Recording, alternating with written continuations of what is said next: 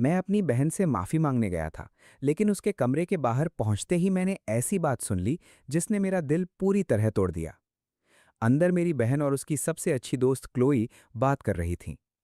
मुझे तुम्हारे भाई से 10 साल से प्यार है। अब वो शादी की उम्र का है, तो क्या वो मुझसे शादी करेगा?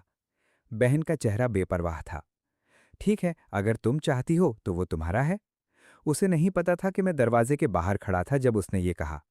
उसकी इच्छा के अनुसार मैं उसी रात इज़ाबेला के दरवाजे पर गया। इज़ाबेला, मैं तुमसे शादी करने के लिए तैयार हूं। जब तक हमने शादी की तैयारियों पर बात की, आधी रात हो चुकी थी। हमने 20 मई की तारीख तय कर ली, वही दिन जिस दिन क्लोई की शादी थी। हमारे दोनों परिवारों को कोई आपत्ति नहीं थी। आखिरकार ये डबल सेलिब्रेशन था। घर लौटा तो रायन ने मुझे बेरुखी से देखा। मैंने तुम्हें 2 घंटे यहाँ खड़े रहने को कहा था और तुम पूरी रात गायब रहे। कहाँ गए थे?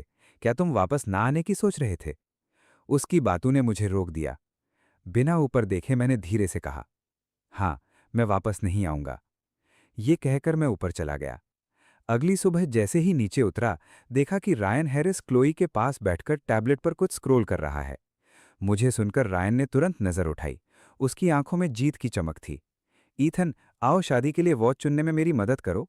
इतने ऑप्शंस देखते देखते मेरी आंखें थक गई हैं। मैं पास गया और जैसे ही बैठा, रायन ने टैबलेट मेरे हाथों में थमा दी। फिर उसने क्लोई के कंधे पर बाह डाली और नरमी से बोला, क्लोई, मेरी आंखें जवाब दे रही हैं, अभी भी कोई डिसाइड नहीं हो रहा। क्लोई का बदन एक पल के लिए तना, फिर ढीला पड़ा। उसके लहजे में लाड़ था। अभी तक कोई पसंद नहीं आया? चाहो तो कुछ और डिजाइनर्स को बुला लेती हूं। अगले ही पल रायन की नज़र मुझ पर पड़ी। उसकी आंखों में पूरे यकीन का भाव देखकर मुझे कुछ अनहोनी का एहसास हुआ। और सच में, रायन ने जानबूझकर परेशान सी मुस्कान दी। दरअसल एक है जो मुझे बहुत पसंद है, लेकिन डर है कि कोई अपना खजाना देने को राजी नहीं होगा। क्लोई हंसी। उसकी आवाज में हल्की बेरुखी थी। कौन? जो तुम्हें पसंद हो मैं खरीद दूंगी, चाहे कितनी भी कीमत हो। ये सुनकर रायन के चेहरे पर मुस्कान पूरी तरह खिल गई। उसकी पतली उंगली मेरी कलाई की तरफ इशारा कर रही थी। मुझे वो वॉच बहुत पसंद है। उसकी उंगली का पीछा करते हुए क्लोई की आंखों की मुस्कान तुरंत जम गई। ये वही वॉच थी जो उसने मेरे 18वें जन्मदिन पर दी थी। देते वक्त उसकी आंखें गर्मजोशी से भरी थीं। ये मैंने खुद डिजाइन करवाई है। मेरे प्यारे भाई के लिए दुनिया में सिर्फ एक है, यही। चाहे कुछ भी हो, इसे कभी मत उतारना। मैंने उसकी बात हमेशा दिल से मानी थी, कभी नहीं उतारी। एक बार स्कीइंग के दौरान गिर गई थी और क्लोई ने बर्फानी तूफान में पूरी रात उसे ढूंढा था। उसे अच्छी तरह पता था कि वो वॉच मेरे लिए क्या मायने रखती है। वो कुछ बोल पाती उससे पहले मैंने खुद कह दिया, ठीक है, अगर पसंद है तो वेडिंग गिफ्ट समझो। मुझे परवाह नहीं थी। आखिर जब मैं क्लोई को, उस औरत को जिसे मैं सबसे ज्यादा प्यार करता था, छोड़ चुका था, तो वॉच की क्या अहमियत। बिना सोचे वॉच उतारी और रायन को दे दी। रायन ने खुशी और हैरानी से उसे ले लिया। क्लोई का सोफा पर रखा हाथ थोड़ा कांपा।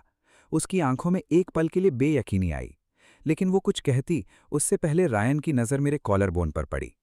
वो मुझे थैंक्स करने ही वाला था कि उसकी आंखें चमक उठीं और उसने इशारा किया, ईथन, तुम्हारे कॉलर बोन पर यह टैटू जाना पहचाना लग रहा है। CS, क्या मतलब है इसका? मेरा चेहरा बिगड़ा। मैंने जल्दी से हाथ हटाया और देखा कि क्लोई मुझे घूर रही है। उसकी आंखें स्याह थीं। फिर भी उसका लहजा अजीब तरह से ढीला पड़ गया। मैंने कुछ दिन पहले कहा नहीं था, ये टैटू हटवा लो? अभी तक नहीं हटवाया। मैंने हल्की सी मुस्कान ली, आवाज स्थिर रखी। चिंता मत करो, अपॉइंटमेंट ले लिया है। ये कहते ही बटलर ने टैटू रिमूवल स्पेशलिस्ट को अंदर बुलाया, जो अभी पहुंचा था। मिस्टर स्टर्लिंग, नमस्ते। कब शुरू करना है? स्पेशलिस्ट ने झुककर पूछा। अभी करते हैं। मैं पास के शेज लॉन्च कर लेट गया और देखा कि स्पेशलिस्ट अपने टूल्स निकाल रहा है। दर्द की एक तेज लहर त्वचा से गुजरी। एक चीख निकलते निकलते रह गई, लेकिन सोफा पर बैठे उन दोनों के बारे में सोचकर मैंने उसे अंदर ही दबा लिया। रायन ने डर का नाटक करते हुए आंखें ढक लीं, लेकिन क्लोई ने उसकी तरफ देखने की भी जरूरत नहीं समझी। उसकी आंखें मुझ पर टिकी थीं, जो शेज पर पड़ा पीला सा था। थोड़ी देर बाद स्पेशलिस्ट ने हैरानी से पूछा, मिस्टर स्टर्लिंग, याद है जब आपने ये टैटू बनवाई थी तो कहा था इसे कभी नहीं उतराऊंगा, इस जिंदगी में तो नहीं? मैंने कमजोर सी मुस्कान ली, आवाज स्थिर रखी। वो तब की बात थी, अब पसंद नहीं इसलिए हटवानी है। क्लोई की आंखों में एक जटिल भाव आया। आखिरकार उसने चुप्पी तोड़ी। अगर बहुत दर्द हो रहा है तो रोक दो। स्पेशलिस्ट ने भी हिचकिचाते हुए कहा, वो सही कह रही हैं, निशान पड़ जाए तो अफसोस होगा। मेरी नज़र तेज हुई। दर्द के बावजूद मुस्कुराया। जारी रखो। टैटू हटने के बाद मैं अकेले ऊपर चला गया, उनके चेहरों पर नजर डाले बिना। अगले कुछ दिनों में मैंने क्लोई से दूरी बनाए रखी और अपनी शादी की तैयारियों में पूरी तरह डूब गया। दिन भर सूट ट्राई करता, रिंग्स चुनता और उसकी तस्वीर को दिमाग से मिटाने की कोशिश करता। एक दिन बाहर निकलने ही वाला था कि देखा क्लोई फोन पर है। क्लोई, मेरी शादी 2 हफ्ते में है। इज़ाबेला की आवाज़ सुनकर मैं जूते पहनते पहनते रुक गया और क्लोई की प्रोफाइल देखी। उसके चेहरे पर हल्की हैरानी आई और वो धीरे से हंसी। कौन सा लकी आदमी है जिसने आखिरकार तुम्हारा दिल जीत लिया? किस बड़े घराने का है? इज़ाबेला की हंसती आवाज़ फोन से आई। तब पता चलेगा, बस सेलिब्रेट करने के लिए तैयार रहो।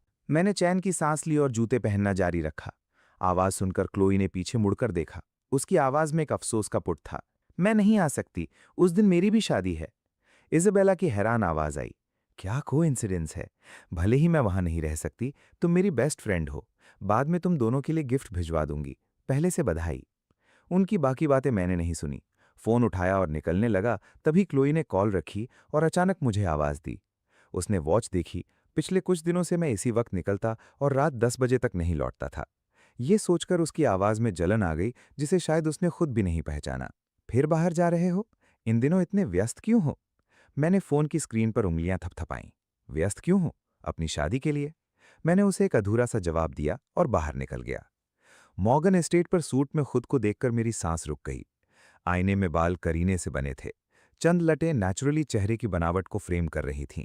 बेहतरीन सिला हुआ सूट मेरी कद-काठी को और निखार रहा था और आसपास लोगों की तारीफी नजरें थीं। मिसेस मॉर्गन ने कई तस्वीरें लीं, कहा इज़ाबेला को दिखानी है। मैंने सिर खुजाया, थोड़ा शर्मिंदगी महसूस की और कपड़े बदलने चला गया। तभी डोरबेल बजी। बटलर एक खूबसूरत गिफ्ट बॉक्स लेकर आया। ये मिस स्टर्लिंग की तरफ से है। मिस मॉर्गन को शादी की अग्रिम बधाई। एक खूबसूरत वॉच थी। डायल चमक रहा था। साफ जाहिर था कि महंगी और थॉटफुल गिफ्ट थी। मैं कपड़े बदलकर बाहर आया तो मिसेस मॉर्गन ने मुस्कुराते हुए मुझे बुलाया। ईथन, देखो, ये तुम्हारी बहन ने तुम्हारे और इज़ाबेला के लिए वेडिंग गिफ्ट भेजी है। तुम्हारी बहन भी कमाल है। सीधे तुम्हें देती, लेकिन इस तरह भिजवाई। तभी मुझे याद आया कि सुबह क्लोई ने फोन पर क्या कहा था। मैं मना करता उससे पहले मिसेस मॉर्गन ने वॉच मेरी कलाई पर बांध दी। रात 10 बजे स्टर्लिंग एस्टेट का दरवाजा खोला तो घर जगमगा रहा था।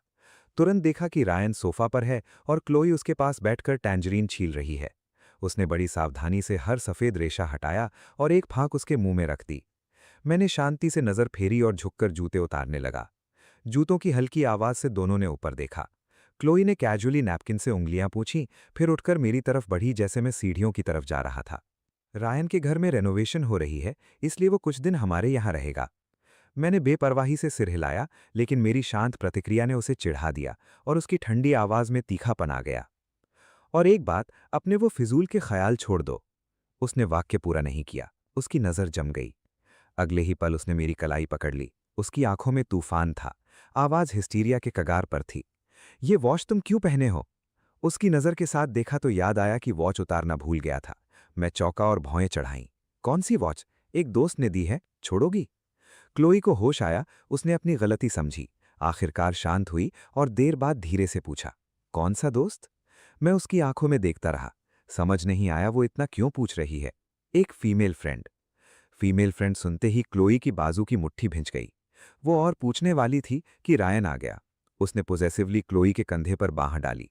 लहजा माफीनामे जैसा था, लेकिन इरादा नहीं। सॉरी इथन, मुझे नहीं लगा था तुम आज रात घर आओगे, इसलिए मैंने क्लोई और अपने लिए सिर्फ कैंडल लाइट डिनर तैयार किया। कोई बात नहीं ना। मैंने रायन को देखा। आवाज एकदम सपाट। कोई बात नहीं, मैं खा चुका हूं। ये कहकर मैं ऊपर चला गया। मध्यम रोशनी में वॉच उतारकर ड्रॉर में रख दी। उसकी गर्मी अभी भी कलाई पर थी। नाइट स्टैंड पर पानी का ग्लास उठाया तो खाली था। पानी लेने नीचे जाने के लिए उठा, लेकिन दरवाजा खोलते ही रायन सामने था, जो अभी कपड़े बदल कर आया था। अकेले देखकर उसका मिलनसार चेहरा तुरंत तंज और हिकारत में बदल गया। उसने अपने सिल्क पजामास ठीक किए, थोड़ी थोड़ी ऊपर उठाई। ईथन, पजामास कैसे लगे? मैंने उसके पजामास पर एक नज़र डाली और बिना कुछ बोले मुंह फेर लिया। मेरी चुप्पी ने उसे और घमंडी बना दिया। उसे लगा मैं टूट चुका हूं। उसकी मुस्कान और चौड़ी हो गई। तुम्हारी बहन ने खुद चुने हैं ये मेरे लिए। कहती है काफी समय से रखे हुए थे। आज रात वो खुद इन्हें। ओह, भूल ही गया था, तुम्हारे तो कोई रिलेशनशिप रहा नहीं। मुझे ये सब नहीं बताना चाहिए था तुम्हें। लेकिन मेरा चेहरा जस का तस रहा। मैं बोलने ही वाला था कि उसने कलाई उठाई, प्रेयर बीड्स दिखाई। सच में, मुझे तुम्हारा शुक्रगुजार होना चाहिए। अगर तुम मुझे बार बार स्टर्लिंग एस्टेट नहीं लाते तो मैं तुम्हारी जैसी अद्भुत और प्यारी बहन से कभी नहीं मिल पाता। देखो, मुझे हमेशा तुम पर रश्क होता था। तुम्हारी बहन ने तुम्हारे लिए लूनर पीक के सेंट जूड्स चैपल तक हर 3 कदम पर घुटने टेक कर पिलग्रिमेज की, सिर्फ तुम्हारी सलामती के लिए ब्लेस्ड रोजरी लाने को। और देखो, उसने मेरे लिए भी वही किया। वो बीड्स देखकर मेरा दिल भिज गया। भावनाओं का एक सैलाब आया। जैसे आंखों के सामने वो दिन आ गया जब मैं 3 दिन लगातार बुखार में था और उसने वो पिलग्रिमेज की, हर 3 कदम पर घुटने टेक कर। उसे पुजारी के सामने भक्ति से रोजरी मेरी कलाई पर रखते देखा। वो फुसफुसा रही थी, भगवान तुम्हारी रक्षा करे, मेरे बच्चे को हमेशा सलामत रखे। तस्वीर बदली और मैंने देखा उसने उसी श्रद्धा से मिली एक और रोजरी रायन की कलाई पर रखी और उससे भी वही बात कही। मैंने गहरी सांस ली और खुद को याद से बाहर खींचा। तभी देखा रायन और कुछ बखान करने की तैयारी में है। अब नीचे जाने की इच्छा बिल्कुल नहीं रही। मैंने बस उसके मुंह पर दरवाजा बंद कर दिया। देर रात काफी देर करवटें बदलने के बाद जैसे ही नींद आने लगी, डोरनॉब घूमने की आवाज आई। आंखें मलते हुए उठने लगा, लेकिन एक पतला सा साया पहले ही मेरी तरफ बढ़ाया और मुझे वापस बिस्तर पर दबा दिया। गार्डिनिया की हल्की खुशबू ने बता दिया कौन है, और मेरा पूरा बदन अकड़ गया। क्लूई, ये क्या कर रही हो? मेरी रूह कांप रही थी। जैसे ही वो और झुकी, मैंने उसे धकेल दिया। एक हल्की धमकी आवाज के साथ नशे में चूर औरत जमीन पर गिर गई। मैंने कई गहरी सांसें ली, खुद को संभाला, फिर हाउसकीपर को बुलाकर उसे कमरे में पहुंचवाया। दरवाजा अंदर से बंद किया और वापस बिस्तर पर आया। लेकिन अब नींद कहाँ थी? क्लोई क्या सोच रही थी? वो अचानक मेरे कमरे में क्यों आई? क्या नशे में उसे लगा मैं रायन हूं? पूरी रात आंख नहीं लगी। अगली सुबह काफी देर बाद किसी तरह खुद को तैयार कर नीचे उतरा। डाइनिंग एरिया में घुसते ही देखा क्लोई प्लेट में खाना रख रही है, फिर फोक से एक टुकड़ा उठाकर पास बैठे रायन को खिला रही है। रायन ने मीठी मुस्कान दी, आंखों में चमक थी। क्लोई, इतनी बिजी रहती हो फिर भी कुकिंग का वक्त कैसे निकाल लेती हो? सीढ़ी की रेलिंग पर मेरी पकड़ कस गई। याद आया जब पहली बार स्टर्लिंग एस्टेट में आया था। उस वक्त की हाउसकीपर मुझे आउटसाइडर समझती थी और अक्सर बचा खुचा खाना परोसती थी। तब तक जब एक दिन क्लोई अचानक कुछ फाइल्स लेने घर आई और देख लिया, उसने तुरंत हाउसकीपर को निकाल दिया। उसके बाद से वो खुद मेरा ख्याल रखती, कुकिंग सीखी, कपड़े धोती। तब मैं उसका बनाया हर आखिरी निवाला खाता और मुस्कुरा कर कहता, तुम्हारे हाथ का खाना सबसे अच्छा होता है क्लोई। और वो हमेशा प्याल से सिर थपथपाती, अगर इतना पसंद है तो अब से सिर्फ तुम्हारे लिए ही बनाऊंगी। लेकिन अब उसे एक दूसरे मर्द से कहते सुना, अब से सिर्फ तुम्हारे लिए ही बनाऊं। रायन की मुस्कान और चौड़ी हो गई। उसने क्लोई को कुछ जल्दी जल्दी किसेस दिए, फिर दोनों डाइनिंग टेबल की तरफ मुड़े। तभी उन्हें नजर आया कि मैं सीढ़ियों के पास खड़ा हूं। क्लोई को साफ याद नहीं था कल रात क्या हुआ। उसने मुझे एक ठंडी नजर दी और मुंह फेर लिया। रायन ने गर्मजोशी से कहा, ईथिन, मुझे नहीं लगा था तुम ब्रेकफास्ट के लिए नीचे आओगे, इसलिए क्लोई से सिर्फ 2 के लिए बनवाया। कोई बात नहीं ना? मैंने उसके साथ खेलने की कोई इच्छा नहीं थी। बिना देखे उनके पास से गुजरकर किचन में चला गया। काफी अरसे से खुद नहीं बनाया था, इसलिए जब बैरली एडिबल नाश्ता लेकर निकला तो वो दोनों जा चुके थे। मैंने नजरें झुकाए चुपचाप खाना शुरू किया। तभी रायन ने टेबल के उस पार से चिल्लाया, अरे ईथन, तुम्हारे हाथों को क्या हुआ? पूरे कटे हुए हैं। किचन में प्रैक्टिस छूटने से हाथों पर काफी निशान थे। मैं उसके साथ बात करने के मूड में नहीं था, कुछ नहीं बोला। क्लोई जो फोन देख रही थी रुकी। उसने मेरे हाथ देखे, फिर रायन की तरफ मुड़ी जैसे कुछ हुआ ही नहीं। तुम्हारा बर्थडे आ रहा है, वेन्यू बुक हो गया है, चलकर देखोगे? रायन ने उसका हाथ थाम लिया, चेहरा खिल गया। सच में? चलो अभी। जल्द ही मैं अकेला रह गया। बिना ऊपर देखे चुपचाप नाश्ता खत्म किया। क्लोई ने रायन के लिए बेहद शानदार बर्थडे पार्टी रखी। पूरे रिवरसाइड ग्रैंड होटल को बुक किया, ढेरों बिजनेस मैग्नेट्स और सेलिब्रिटीज को इनवाइट किया। पूरा बॉल रूम क्रिस्टल्स और फ्लावर्स से सजा था। स्टेज के किनारे एक कस्टम 10 फुट ऊंचा कासल केक रखा था। मैं एक कोने में खड़ा ये सब देख रहा था। उसकी पार्टी मेरी किसी भी पार्टी से ज्यादा शानदार थी। लगता था क्लोई सच में उस पर मरती थी। अजीब था, शायद इसलिए क्योंकि मैंने पहले ही छोड़ने का फैसला कर लिया था। दर्द बिल्कुल नहीं हुआ। जब कन्फेटी बरसी और पार्टी अपने चरम पर पहुंची, सबके सामने क्लोई ने अपना गिफ्ट दिया, एक कस्टम डायमंड रिंग, दिल की सच्ची मोहब्बत का निशान। पूरे बॉलरूम में सांसें थम गईं और सरगोशियां होने लगी। जब रिंग पहली बार सामने आई थी, किसी मिस्टीरियस बायर ने इसे खगोलीय कीमत पर खरीदा था। लोग बड़े उत्सुक थे। अब पता चला कि ये क्लोई की है और उसने अपने फियांसे को खुश करने के लिए खरीदी थी। पास खड़े एक दोस्त ने रश्क से आह भरी, रायन पर इतनी रश्क आती है, ऐसी फियांसे हो जो इस तरह लाड़ करे, करोड़ों की रिंग यूं ही दे दे, काश मेरी भी ऐसी होती। बाकी बातें मैंने नहीं सुनी। पार्टी ढलने लगी और मैं जाने लगा तो रायन ने रास्ता रोका। मुस्कुराते हुए उंगली पर डायमंड रिंग घुमाता हुआ धीरे से बोला, ईथिन, क्लोई मुझे इतना प्यार करती है, फिर भी देखना चाहता हूं कि वो प्यार कितना गहरा है। मैं उसकी बात समझता उससे पहले उसने एक ऐसी मुस्कान दी जो रूह को ठंडा कर दे। अगले ही पल वो पीछे की तरफ खुद ही उस 10 फुट ऊंचे केक में गिर गया। मैं कुछ रिएक्ट कर पाता उससे पहले किसी ने मुझे धकेल दिया। क्लोई दौड़कर रायन के पास गई, उसे उठाया और टेंडरली उसके सूट से फ्रॉस्टिंग पूछी। रायन ने कमजोरी से उसका हाथ थामा, आंखें भर आईं। क्लोए, मुझे नहीं पता मैंने क्या गलत किया। मैं बस ईथन को अपनी रिंग दिखाना चाहता था। उसे गुस्सा आ गया और उसने मुझे केक में धकेल दिया। उसकी बात सुनकर मेरा खून ठंडा पड़ गया। मैं अपनी सफाई देने के लिए मुंह खोलने लगा, लेकिन क्लोए की बर्फीली नजर से टकराया। वो नजर जाड़े की हवा जितनी ठंडी और तेज थी। ईथन स्टर्लिंग, क्या मैंने तुम्हें इतना बिगाड़ दिया है कि तुम्हें होश ही नहीं? मैंने पहले भी कहा है, रायन तुम्हारे होने वाले ब्रदर इन लॉ हैं, इस घर के मालिक। उनकी इज्जत करो। ये बचपना अभी बंद करो। जाओ अभी उनसे माफी मांगो। ये पहली बार नहीं था जब उसने मुझ पर यकीन नहीं किया। पहले मैं सफाई देता और दर्द होता, क्योंकि उसने एक बार कहा था कि अगर मैं कहूं कि मैंने नहीं किया तो वो बिना सवाल यकीन करेगी। लेकिन वक्त के साथ मैं कुछ भी कहूं, वो हमेशा रायन का साथ देती। मेरा दिल सुन्न हो चुका था। अब मैंने बस पास के सिक्योरिटी कैमरे की तरफ इशारा किया।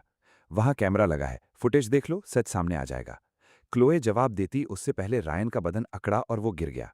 एक शब्द कहे बिना क्लोए ने उसे फौरन हॉस्पिटल पहुंचवाया, मुझे एक नजर देखे बिना। अचानक बादल फटे और मूसलाधार बारिश शुरू हो गई। सारे मेहमान जा चुके थे। मैं उस खाली बॉल रूम में अकेला बैठा बारिश का पर्दा देखता रहा जब तक वो धुंधला ना हो गया। रात भर बारिश रही और रात भर मैं वहीं बैठा रहा। अगली सुबह बारिश रुकी तो घर लौटा, लेकिन जैसे ही बेडरूम का दरवाजा खोला, पैर जम गए। पूरा कमरा ऐसे उलट पुलट था जैसे चोर घुसा हो। और सबसे जरूरी बात, जो एकमात्र चीज मां ने मुझे दी थी वो गायब थी। मैं बेतहाशा ढूंढता रहा, कमरा तहस नहस कर डाला, लेकिन मिली नहीं। पुलिस कॉल करने ही वाला था कि पीछे से रायन की आवाज आई। तुम्हारा जेट पेंडेंट ढूंढ रहे हो? मैं झट से उठा और उसकी बांह पकड़ ली। तुमने लिया? उसने मुझे घृणा से धकेल दिया, चेहरे पर शैतानी मुस्कान थी। क्या हुआ अगर मैंने लिया? मैं यहां शर्ट ढूंढने आया था और पेंडेंट दिखी। मजे के लिए बाहर आवारा कुत्ते को फेंक दी। ओह, और कुत्ता दूर नहीं गया। अभी दौड़ोगे तो शायद मिल जाए। मेरी रगों में गुस्से का लावा भड़क उठा। उसके साथ बात करने का वक्त नहीं था, मैं बस दौड़ पड़ा। तब से बारिश फिर से शुरू हो गई थी। भारी बूंदें चेहरे और बदन पर पड़ रही थीं, आंखों में चुभ रही थीं, लेकिन मुझे परवाह नहीं थी। बस उस कुत्ते को ढूंढता रहा। अकेला उस मूसलाधार बारिश में भीग रहा था। तभी एक पीला धब्बा सामने से गुजरा। दिल उछला और मैं दौड़ा, लेकिन टायर्स की चीख ने रोक दिया। गुस्साए ड्राइवर ने खिड़की से सिर निकाला। क्या मरना है क्या? मेरा चेहरा सफेद पड़ गया। जल्दी से माफी मांगी और रास्ते से हटा। जब ऊपर देखा तो कुत्ता जा चुका था।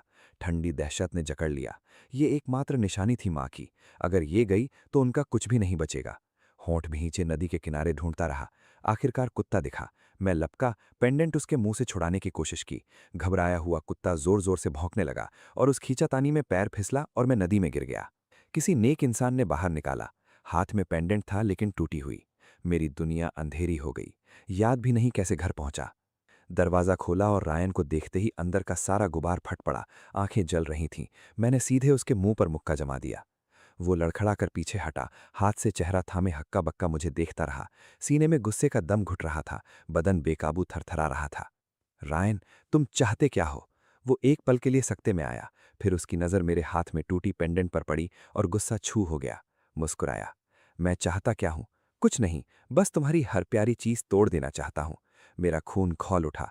मैं एक लफ्ज बोलता उससे पहले रायन की आंखें अचानक पलट गईं और वो अपना चेहरा थामकर गिर पड़ा।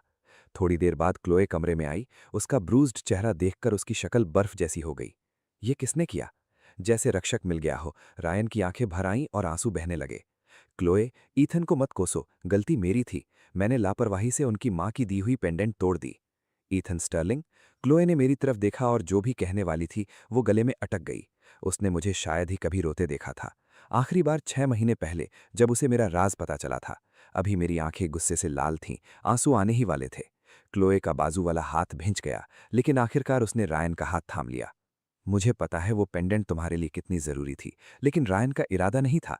कल एक और बनवा दूंगी। समस्याएं और तरीकों से सुलझाई जाती हैं, मारपीट की जरूरत नहीं थी। उन कुछ डिसमिसिव शब्दों से उसने पूरे मामले को दबाने की कोशिश की। उस पल मेरा सारा गुस्सा एक गहरी तकलीफ में बदल गया। आंसू मेरे चेहरे पर बह रहे थे, नजर धुंधली हो गई थी। मुझे पता था वो रायन से प्यार करती है, लेकिन मैंने कभी नहीं सोचा था कि वो उसके लिए इतनी दूर जाएगी। उसे पता था कि वो पेंडेंट मेरे लिए किसी भी चीज से ज्यादा कीमती है।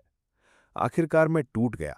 सिसकते हुए भी जिद से बोला, मुझे नया नहीं चाहिए, मुझे यही चाहिए। लेकिन क्लोई ने बस एक क्रेडिट कार्ड मेरी तरफ बढ़ा दिया। तो खुद किसी से ठीक करवा लो। उसने कार्ड आगे किया।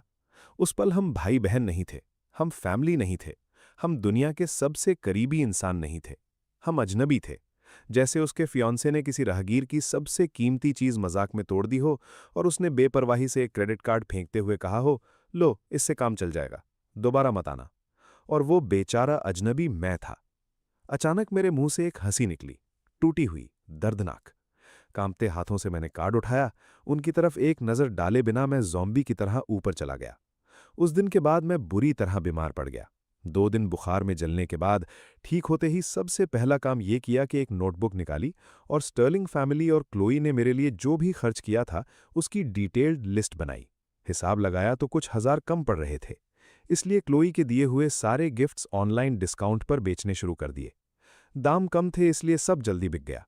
उस शाम डेबिट कार्ड लेकर नीचे गया क्लोई को ढूंढने, लेकिन वो पहले ही मुझे ढूंढती हुई आ गई, हाथों में वही सारे गिफ्ट्स भरे हुए जो मैंने अभी अभी बेचे थे। उसने चीजें मेरे सामने टेबल पर रख दी, आंखें बर्फ जैसी ठंडी। स्टर्लिंग फैमिली इतनी गरीब नहीं हुई कि तुम्हें चीजें बेचनी पड़े, पैसे चाहिए तो बस मांग लो। मैंने गिफ्ट्स की तरफ देखा, फिर अपनी आइटमाइज्ड लिस्ट और डेबिट कार्ड टेबल पर रख दिया। ये पैसों की जरूरत का मामला नहीं है, ये तुम्हारा हर एक खर्च वापस करने का मामला है। वापस करना? वो एक पल चुप रही। उसकी ठंडी आवाज दबे हुए गुस्से से टाइट थी। क्या तुम अभी भी उस छोटी सी बात पर टैंट्रम कर रहे हो? मैंने तुमसे कहा था, रायन मेरा फियांसे है, कुछ दिनों में वो फैमिली बन जाएगा। क्या तुम अपने फ्यूचर ब्रदर इन लॉ को थोड़ी बेसिक रिस्पेक्ट नहीं दे सकते? उसकी बात सुनकर मुझे समझ आ गया कि उसने पूरी बात गलत समझ ली है। मैं टैंट्रम नहीं कर रहा था, मैं एक लाइन खींच रहा था। लेकिन मुझे खुद को एक्सप्लेन करने की कोई इच्छा नहीं थी। कार्ड टेबल पर छोड़ा और चला गया। उस दिन से हम दोनों के बीच एक ठहराव आ गया। वो अपनी शादी की तैयारी करने लगी और मैं अपनी। शादी में 1 हफ्ते से कम बचे थे तभी मेरे पुराने कॉलेज क्लास प्रेसिडेंट का कॉल आया। अगले हफ्ते एक क्रूज शिप पर रीयूनियन है। जाने का मन नहीं था, लेकिन उसने बताया कि हमारी पुरानी प्रोफेसर मिसेस डेविस भी आएंगी। मिसेस डेविस मेरी प्रोफेसर थीं, लेकिन इज़ाबेला की क्लास भी उन्होंने पढ़ाई थी। कॉलेज में वो हमेशा मुझ पर बहुत मेहरबान रहीं, इसलिए सोचा ये उन्हें शादी का इन्विटेशन देने का अच्छा मौका होगा। रीयूनियन के दिन क्रूज शिप लोगों से भरी हुई थी। कुछ क्लासमेट से बात की, फिर मिसेस डेविस से मिलने प्राइवेट स्वीट की तरफ नीचे उतरा। जैसे ही मैं सीढ़ियों के नीचे पहुंचा, एंट्रेंस पर भीड़ में एक हलचल हुई। नजर उठाई तो देखा क्लोई रायन के साथ आम इन आम एंटर कर रही है। रायन बेहतरीन बीस्पोक सूट में था जो लाइट्स में चमक रहा था, लेकिन उससे भी ज्यादा चमकदार था उसके उंगली पर वो रिंग।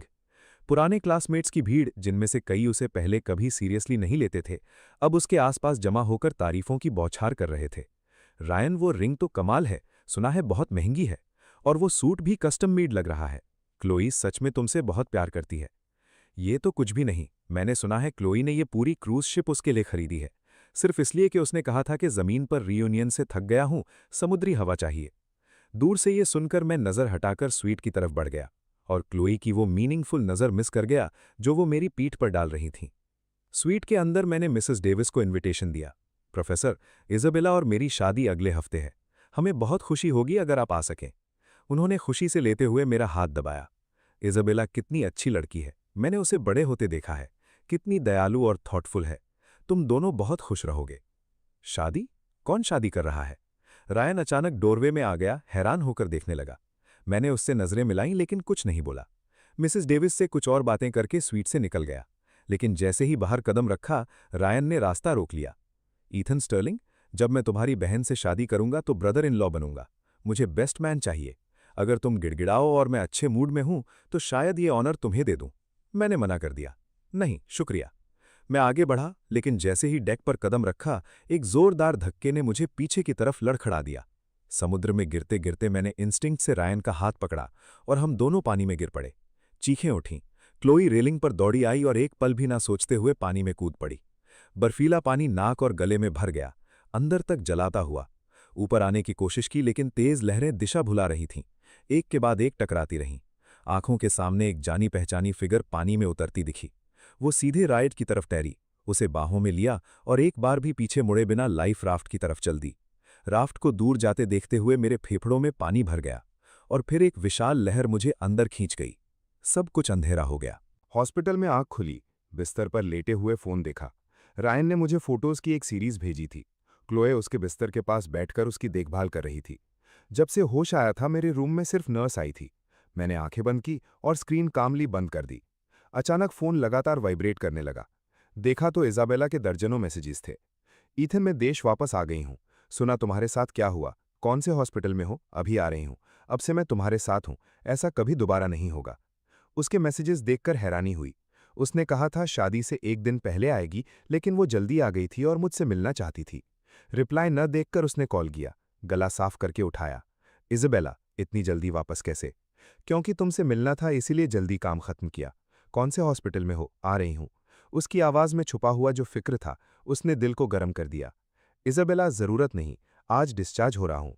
तुम लंबी फ्लाइट से आई हो, घर जाकर आराम करो। मैं हकलाने लगा। और हमारी शादी भी करीब है। शादी से पहले दूल्हा दुल्हन का मिलना अशुभ होता है। दूसरी तरफ एक पल की खामोशी, फिर एक हल्की सी सांस। लेकिन ईथन, मुझे तुम्हारी बहुत चिंता है। पहली बार उसने मुझे सिर्फ ईथन कहा था। मेरे चेहरे पर रंग आ गया और एक छोटी सी मुस्कान आई। इज़ाबेला, मैं ठीक हूँ, सच में। मुझे पता है कि जब तुमसे शादी हो जाएगी तो हर दिन अच्छा होगा। उसने सहमति में हुंकारा भरा, फिर गंभीरता से वादा किया। ईथन, मैं पूरी जिंदगी तुम्हारी रक्षा करूंगी और तुम्हें खुश रखूंगी। मेरे साथ तुम हमेशा खुद हो सकते हो। उसकी बात ने मुझे अचानक से पकड़ लिया, आंखें भर आईं। ठीक है, मैंने धीरे से कहा। सर्दी खत्म हो चुकी थी, बसंत का वक्त था। बाकी हॉस्पिटल स्टे के दौरान अकेलापन नहीं रहा। इज़ाबेला रोज कॉल करती रही और उसने प्राइवेट नर्सेज और यहां तक कि एक सिक्योरिटी गार्ड भी मेरे रूम की देखभाल के लिए अरेंज किए। डिस्चार्ज के दिन अभी भी उससे फोन पर बात करते हुए मुस्कुरा रहा था जब कार स्टर्लिंग एस्टेट के सामने रुकी। अंदर जाने ही वाला था कि दरवाजे से एक आवाज आई। किससे बात कर रहे थे? नजर उठाई तो क्लोए खड़ी थी, चेहरे पर गंभीरता। मैंने नजर हटा ली और शांति से बोला, एक दोस्त से। दोस्त? कैसा दोस्त जो तुम्हें इस तरह मुस्कुरा दे? इतना कि घर आने पर भी फोन नहीं छूटता। उसकी आवाज में गुस्सा था, लेकिन मैं शांत रहा। बस यही पूछना था क्लोए। मेरे सवाल ने जैसे उसके अंदर उठती किसी भावना को दबा दिया। उसने एक गिफ्ट आगे बढ़ाया। मैंने रायन को पहले इसीलिए बचाया क्योंकि उसे हैप्सोफोरिया है, और मैं तुमसे मिलने इसीलिए नहीं आई क्योंकि वो शौक में था। उसकी बात वहीं रुक गई जब उसने मेरा बिल्कुल ब्लैंक चेहरा देखा। मैंने गिफ्ट नहीं लिया, ठंडे लहजे में बोला, शुक्रिया सोचने के लिए क्लोए, लेकिन माफी की जरूरत नहीं। एक तुम्हारा फ्यूचर हस्बैंड है, दूसरा तुम्हारा एडॉप्टेड भाई। तुमने उसे पहले बचाया, ये तो स्वाभाविक ही था। ये कहकर मैं उसके पास से निकल गया, एक नज़र भी पीछे डाले बिना। शादी की रात से पहले मैं अपने रूम में क्लोए और अपनी हर फोटो फोन से एक एक करके डिलीट करता रहा। सबसे पुरानी फोटो स्टर्लिंग एस्टेट के मेरे पहले दिन की थी। उसने मुझे खींचकर सेल्फी ली थी। उसमें मेरी आंखों में डर था और उसकी आंखों में मेहरबानी। सबसे नई फोटो उस दिन की थी जिस दिन से एक दिन पहले उसे मेरी फीलिंग्स का पता चला। उसमें मेरी आंखों में वो प्यार था जो छुपाए नहीं छुपता था, और उसकी आंखों में मेरे लिए गहरा लगाव। अब हमारे बीच बस दूरी बची थी। 5200 फोटोज, हमारी जवानी के ज्यादातर लम्हे और मेरा 7 साल का प्यार, सब कुछ उनमें था। एक टैप में सब हमेशा के लिए चला गया। अचानक दरवाजे पर दस्तक हुई। दरवाजा खोला तो क्लोए थी। शादी से एक रात पहले उसे देखकर हैरानी हुई, लेकिन ये जानने की कोई इच्छा नहीं थी कि वो क्यों आई। मेरी आवाज फ्लैट थी, कुछ काम है। मेरे लहजे से वो हल्की सी सिकुड़ी, मैं कब से इतना दूर हो गया था। उसने सीने में उठती टीज दबाई और धीरे से बोली, कुछ नहीं, बस देखना था कि सो गए या नहीं। मेरा चेहरा ब्लैंक था, बस सोने ही वाला था। बस इतना ही था तो दरवाजा बंद कर रहा हूं। ईथन, मैं। शब्द उसके होठों तक आए, लेकिन मेरा चेहरा देखकर रुक गई। बगल में बंधी मुट्ठी खुली और फिर बंद हो गई। एक लंबी चुप्पी के बाद जैसे उसने कुछ दबा लिया, चेहरा फिर से ठंडा हो गया। बात होठों पर ही मर गई। कुछ नहीं, सो जाओ। मैंने हल्के से हाँ कहा और दरवाजा बंद कर लिया, लेकिन नींद नहीं आई। काफी देर रूम में एक बॉक्स पैक करता रहा, फिर उठाकर क्लोए के दरवाजे के बाहर रख दिया। अगले दिन क्लोए वेडिंग ड्रेस पहने दरवाजा खोलने लगी तो सामने वो बड़ा बॉक्स मिला। लेबल पर जाना पहचाना हाथ था। उसे तुरंत पता चल गया किसका है। वो नीचे जाने वाली थी, लेकिन पलटकर मेरे दरवाजे पर दस्तक दे दी। ईथन, ये बॉक्स किस बात का है? अंदर से थोड़ी देर की खामोशी, फिर मेरी आवाज आई, तुम्हारा वेडिंग प्रेजेंट है। क्लोए कुछ और बोलती इससे पहले नीचे से मिसेस स्टर्लिंग की आवाज आई, क्लोए जल्दी करो, कार्स आ गई हैं। उसने जवाब दिया, फिर पूछा क्या वो मेरे साथ आ रही है? मेरी आवाज फर्म थी, नहीं, तुम जाओ, एक काम है, वेन्यू पर मिलता हूं। क्लोए जानती थी मैं अभी भी उससे नाराज हूं, इसलिए जोर नहीं दिया, लेकिन वो अपने दरवाजे पर खड़ी रही। अचानक दिल तेज धड़कने लगा। एक अजीब सा एहसास हुआ कि अगर अभी गई तो शायद दोबारा मुझसे न मिल पाए। उसने हाथ उठाया, इस बार जोर से दस्तक दी। ईथन, दरवाजा खोलो, मुझे। उसकी बात मिसेस स्टर्लिंग ने काटी, जो ऊपर आ गई थी। क्लोए, अभी तक यहीं हो? चलो, देर हो जाएगी। बाद में बात कर लेना, शादी में मिलोगी। ये सच था, शादी में मिलना होगा। इस सोच से जैसे तसल्ली मिली और वो माँ के साथ नीचे चली गई। जैसे ही वो गई, मैंने दरवाज़ा खोला। खुद भी अपने वेडिंग सूट में तैयार था। सीढ़ियों से उतरा, उस घर को एक आखिरी नज़र से देखा जिसे सालों से जानता था, और बिना पीछे देखे गाड़ी में बैठ गया। दो अलग-अलग वेडिंग प्रोसेशंस एक साथ निकलीं, अलग-अलग दिशाओं में, लेकिन एक ही वेन्यू की तरफ। स्टर्लिंग फैमिली के लिए ये डबल सेलिब्रेशन का दिन था। भरे हुए बैंक्वेट हॉल में रोशनी चमक रही थी, ग्लासेस टकरा रही थी, शराब की खुशबू और लोगों की बातों का शोर चारों तरफ था। रायन के ग्रूम स्वीट में जाते ही क्लोई मिस्टर और मिसेस स्टर्लिंग को और मुझे ढूंढने निकल पड़ी। लेकिन पूरा वेन्यू छान मारा, कोई नहीं मिला। घबराहट नहीं थी, लेकिन एक गहरी बेचैनी बैठती जा रही थी। अचानक कई बातें अजीब लगने लगी। रात को लिविंग रूम में 2 सेट्स ऑफ वेडिंग गिफ्ट्स याद आए। मेरे दरवाजे पर वेडिंग डेकोरेशंस याद आए। जब उसने दस्तक दी थी, तब वाइट सूट की एक झलक याद आई। और ये भी याद आया कि सुबह से मेरा फ़ोन स्ट्रेट टू वॉइसमेल जा रहा था। घबराहट हावी होने लगी। उसने जल्दी से इवेंट मैनेजर को ढूंढा। मेरे माता पिता और भाई कहाँ हैं? मैनेजर ने हैरानी से देखा। मिस स्टर्लिंग, उन्होंने बताया नहीं? आज मिस्टर ईथन की भी शादी है। मिस्टर और मिसेस स्टर्लिंग उनकी सेरेमनी अटेंड करने गए हैं, इसी होटल में हैं। बोले थे सेरेमनी खत्म होते ही यहाँ आ जाएंगे। ये शब्द जैसे किसी ने चोट की हो। नजर धुंधली हो गई। उसने मैनेजर का हाथ थाम लिया। चेहरा पीला था। किसकी शादी? मिस्टर ईथन की मिस? अगले ही पल उसने हाथ छोड़ा और बिना सोचे बाहर की तरफ दौड़ पड़ी। वेडिंग प्लानर ने रोकने की कोशिश की। मिस स्टर्लिंग, सेरेमनी शुरू होने वाली है, कहाँ जा रही हैं? क्लोई ने उसे धकेला और दरवाजे से बाहर निकल गई। शादी कैंसिल करो। उधर मेरी शादी की स्टेज पर मैं नर्वसली सूट ठीक कर रहा था। पहले इस शादी को लेकर कोई खास एक्साइटमेंट नहीं थी, ये एक ज़रूरत जैसी लग रही थी। लेकिन अब, इस पल, जिंदगी में कभी इतना नर्वस नहीं हुआ था। आखिरकार ऑफिशिएटर की आवाज़ गूंजी। Please welcome the bride. Aisle के आखिर में बड़े डोर स्लोली खुले। मेरी नज़र नर्म लेकिन स्टेडी थी। हाथ में व्हाइट रोजेस का गुलदस्ता, दुल्हन का इंतजार। जैसे ही आइल के दूसरे छोर पे इज़ाबेला दिखी, सारी नर्वसनेस उड़ गई। बस एक खालिस खुशी थी।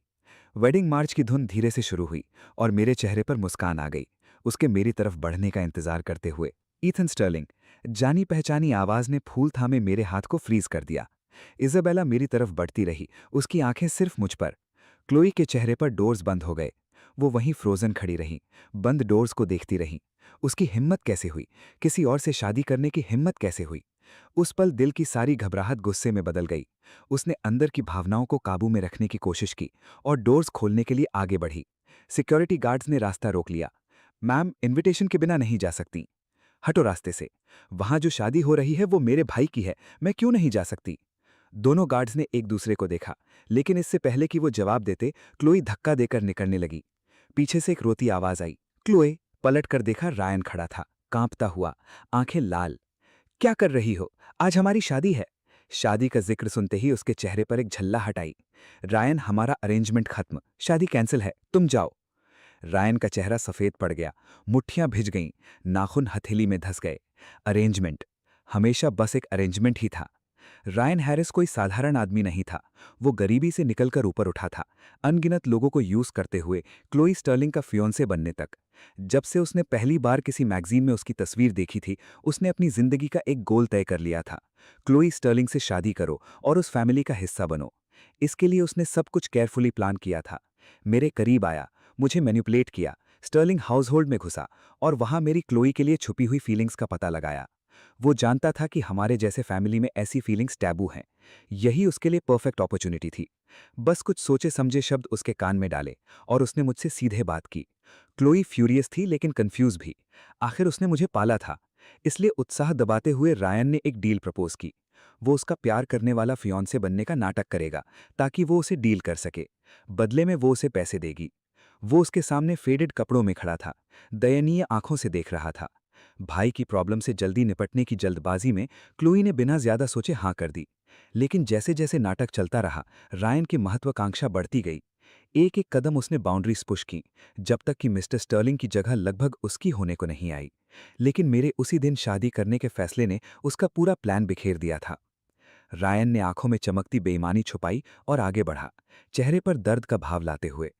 आंसू गालों पर बह रहे थे जब उसने ऊपर देखकर कहा, लेकिन इनविटेशन सब जा चुके हैं, लोग मेरे बारे में क्या सोचेंगे?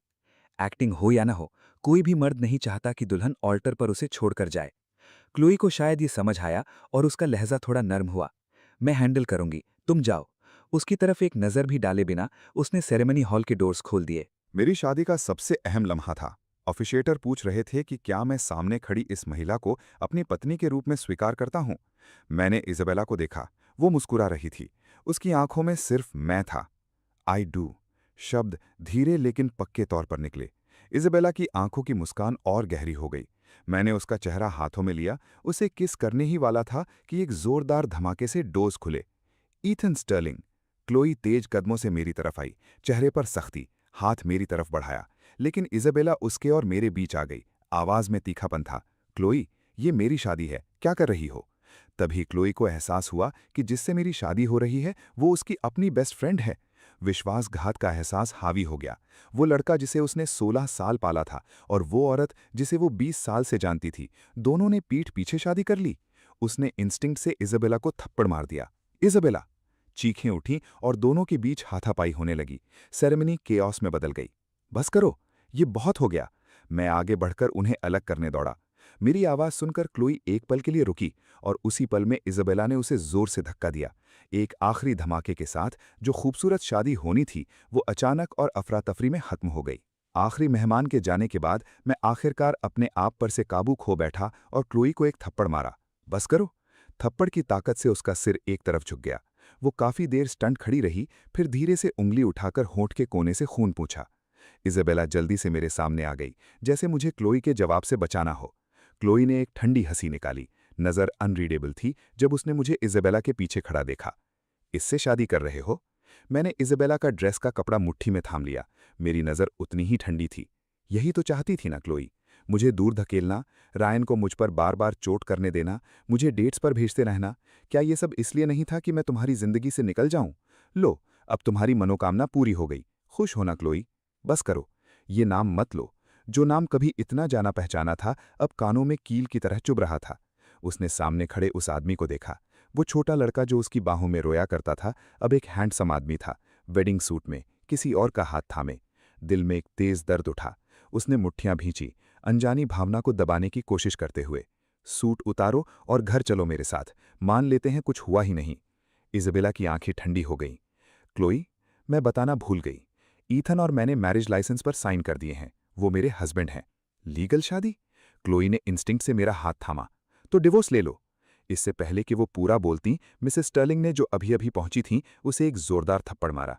क्लोई, तुम्हारा दिमाग खराब हो गया है? पीछे रायन खड़ा था, रोती हुई आंखों से। रायन की सिसकियां सुनकर मिसेस स्टर्लिंग का गुस्सा और भड़क गया। तुमने न सिर्फ अपनी शादी छोड़ी बल्कि यहां आकर भाई की शादी भी बर्बाद करने आई। क्या तुम्हें होश है? जैसे सीन फिर केओस में डूबने लगा, क्लोई कुछ बोलने ही वाली थी लेकिन मिस्टर स्टर्लिंग ने काट दिया, जो अभी पहुंचे थे। सब घर चलो, आज काफी तमाशा हो चुका है। घर वापस जाते कार में मैं खिड़की से बाहर देखता रहा, माथे पर शिकन। इज़ाबेला मेरे बगल में बैठी थी। उसने धीरे से मेरा हाथ थामा और दबाया। मैंने उसकी तरफ देखा। आज जो हुआ उसके लिए सॉरी। मैंने उसे नहीं बताया था कि मेरी शादी हो रही है। वजह जाहिर थी। मैंने सोचा था कि उसका रिएक्शन कैसा होगा। शायद मुझे नाइवली लगा था कि चूंकि वो मुझसे प्यार नहीं करती उसे कोई फर्क नहीं पड़ेगा, लेकिन उसने हमारी शादी लगभग बर्बाद कर दी। ये तुम्हारी गलती नहीं है। इज़ाबेला ने मुझे हग में खींच लिया, चेहरे पर सिंपैथी था और गाल पर किस किया। जिस रात वो मुझे हॉस्पिटल से लेने आई थी मैंने उसे क्लोई और मेरे बारे में सब कुछ बता दिया था।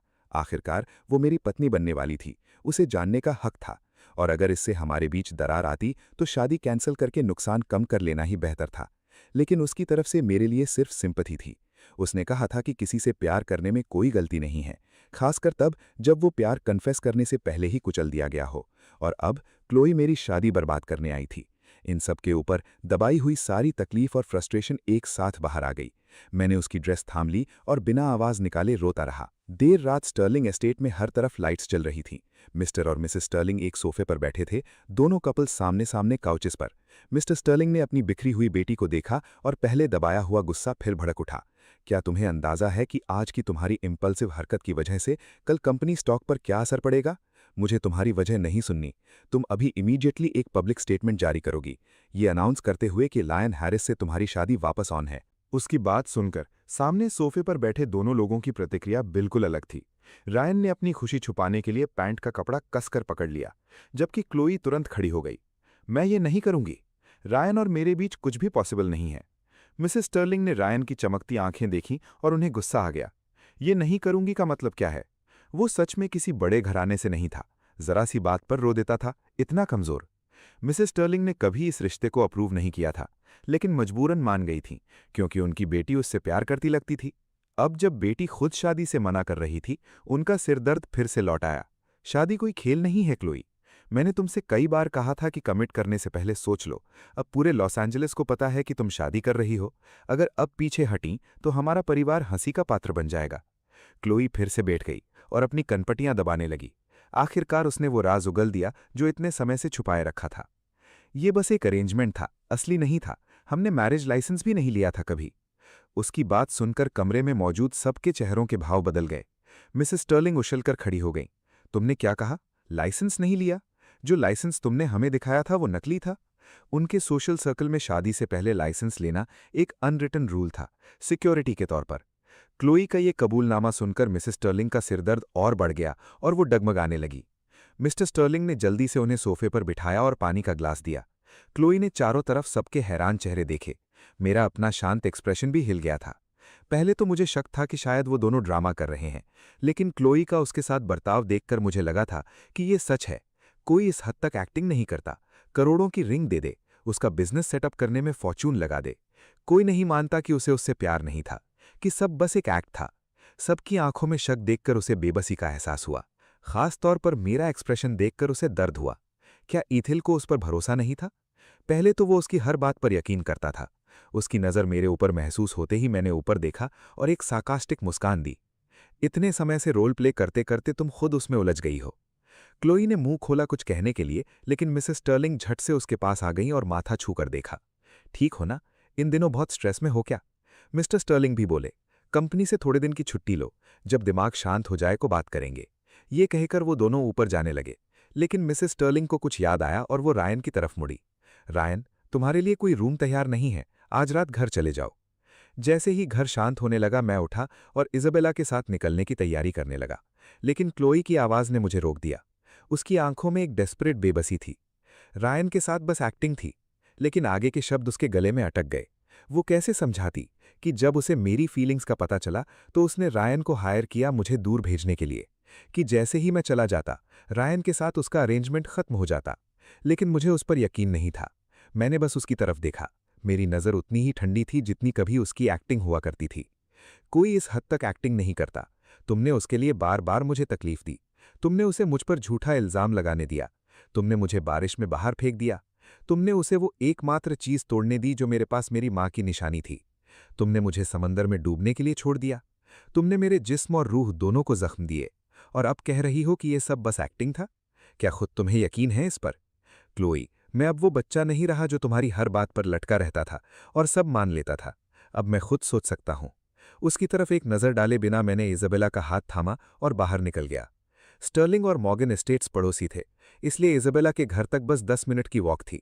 हमारा नया घर अभी रेनोवेशन में था, इसलिए हम फिलहाल वहीं रह रहे थे। हमारा मैरिज लाइसेंस देखने के बाद इज़ाबेला के माता पिता किसी ओवरसीज बिजनेस ट्रिप पर निकल गए थे, इसलिए पूरी बड़ी सी हवेली हमारे पास थी। हम काफ़ी देर तक सोफे पर साथ बैठे रहे। फिर मैंने आखिरकार बोला, मुझे पता है वो एक्टिंग कर रही थी। उस रात के उसके किस ने अगर शक का एक बीज बोया था, तो आज रात की उसकी बातों ने उसे कन्फर्म कर दिया। उसकी एक्टिंग के पीछे और क्या कारण हो सकता था? वो मुझे दूर भेजना चाहती थी। उसके मन में हमारे बीच कोई रिश्ता, ब्लड टाइज ना होने के बावजूद गलत था, इसलिए वो रायन को ले आई रोल प्ले करने के लिए। लेकिन शायद वो इतने लंबे समय तक ये रोल प्ले करती रही कि उसने सिर्फ मुझे और बाकी सबको नहीं, बल्कि खुद को भी कन्विंस कर लिया और उस रोल में खो गई। उसने खुद को यकीन दिला दिया कि उसे मुझसे प्यार नहीं है। उसने खुद को यकीन दिला दिया कि वो रायन से प्यार करती है। अगर आज वो मेरी शादी में ना आ जाती तो शायद ये दिखावा चलता रहता। वो इसलिए नहीं रुकी कि घबरा गई थी, वो इसलिए रुकी क्योंकि डर गई थी। शायद उसे खुद भी एहसास नहीं था, लेकिन वो मुझसे प्यार करती थी। वरना हमेशा शांत और कंपोज्ड रहने वाली क्लोई इतनी अनकैरेक्टरिस्टिक हरकतें और इतनी अजीब बातें कभी नहीं करती। लेकिन मुझे बस सब कुछ बड़ा आयरॉनिकल लगा। उसके पास मुझे दूर भेजने के इतने तरीके थे, लेकिन उसने सबसे क्रूअल तरीका चुना। और फिर जब आखिरकार उसे कामयाबी मिली तो उसे अचानक पछतावा होने लगा। प्यार और शादी को कोई खेल समझकर? अब मैं आगे बढ़ चुका हूं। अब कोई फर्क नहीं पड़ता कि वो मुझसे प्यार करती है या नहीं। लेकिन इज़ाबेला इतनी श्योर नहीं थी। एक औरत होने के नाते वो क्लोई की अजीब हरकतों का मतलब समझ गई थी, पछतावा। लेकिन क्लोई खुद इसे नहीं समझ पा रही थी, जबकि मुझे साफ दिख रहा था। उस रात हॉस्पिटल में मैंने जो कहा था वो याद करके इज़ाबेला को हिचकिचाहट हुई। क्या ईथन को भी अपने फैसले पर पछतावा होगा? आखिर उसने क्लोई से इतने लंबे समय तक प्यार किया था और हमारी शादी इतनी अचानक हुई थी। अगले ही पल मेरा हाथ उसका हाथ मजबूती से थाम चुका था। मैंने उसके होठों के कोने को चूमा। मेरी आवाज दृढ़ थी। शुरुआत में सच है कि मैंने एक वजह से तुमसे शादी की थी, लेकिन अब मैं अपना दिल जानता हूं। मैं उसके पास वापस नहीं जाऊंगा जिसने मुझे इतनी बार तकलीफ दी। मैं तुम्हें बिना किसी शक के कह सकता हूं कि जिससे मैं अब प्यार करता हूं वो तुम हो। मैं हटने लगा लेकिन उसने मुझे वापस खींच लिया। हमारे बीच एक वार्म क्लोजनेस फैल गई और खिड़की के बाहर रात को खिलने वाला जैस्मिन शर्म से अपनी पंखुड़ियां बंद करता लगा। अगली सुबह जब हम अभी सोए हुए थे, इज़ाबेला की नाइट स्टैंड पर रखा फोन बजने लगा। उसने उठाया और अनलॉक करते ही स्क्रीन ट्रेंडिंग नोटिफिकेशन से भर गई। वो आमतौर पर शांत रहती थी, लेकिन उसकी हरकत ने मुझे जगा दिया। उसकी भौहें तनी देखकर मैंने फिक्र से पूछा, क्या हुआ? वो जवाब देने ही वाली थी कि मेरा फोन भी बज उठा। मैंने उठाया। मिसेस स्टर्लिंग थी। उनकी आह फोन पर आई। ईथन, अगर टाइम हो तो घर आ जाओ। कॉल काटने के बाद मिसेस स्टर्लिंग ने अपनी बेटी को जमीन पर घुटने टेके देखा और गुस्से की एक लहर उठी। उन्होंने क्लोई को कल रात शांत हो जाने को कहा था, लेकिन बेटी ने सीधे कंपनी के ऑफिशियल सोशल मीडिया पर जाकर अनाउंस कर दिया कि रायन के साथ उसकी एंगेजमेंट खत्म है। ये खबर सुनकर रायन इतने बुरे हाल में हो गया कि आते वक्त उसका सीरियस कार एक्सीडेंट हो गया और वो अभी भी अनकॉन्शियस था। मैंने तुमसे शांत होने को कहा था, ये करने को नहीं। जमीन पर घुटने टेके क्लोई ने आंखें नीची रखीं, अंदर का दर्द छुपाते हुए। पिछली रात की यादें लौट आईं और उसे उस अंधेरे में खींचने लगी। उस रात वो काफी देर सोफे पर बैठी रही, फिर सिर दर्द के साथ ऊपर गई तो वहां मेरा छोड़ा हुआ वेडिंग गिफ्ट मिला। उसने काफी देर उसे देखा, फिर उठाकर अपने रूम में ले गई और जमीन पर बैठकर खोला। अंदर देखकर उसकी सांस रुक गई।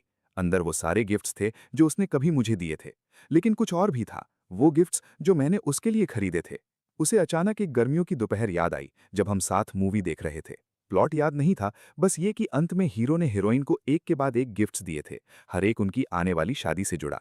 मैंने उसका बाहां पकड़कर एनवियसली कहा था कि जब मेरी शादी होगी मैं भी अपनी दुल्हन के लिए ऐसा ही करूंगा। रिसीट्स पर डेट्स देखकर उसने जाना कि सब उसी दिन खरीदे गए थे जिसके अगले दिन उसे मेरा राज पता चला था। मैंने इन गिफ्ट से उसे कन्फेस करने का प्लान बनाया था, लेकिन उसने वो सपना टूटने दिया इससे पहले कि मुझे मौका मिलता। अब उसे ये देना बस उस चैप्टर को सही तरीके से बंद करने का मेरा ढंग था। एक पल में उसे मैं जैसे सामने दिखने लगा।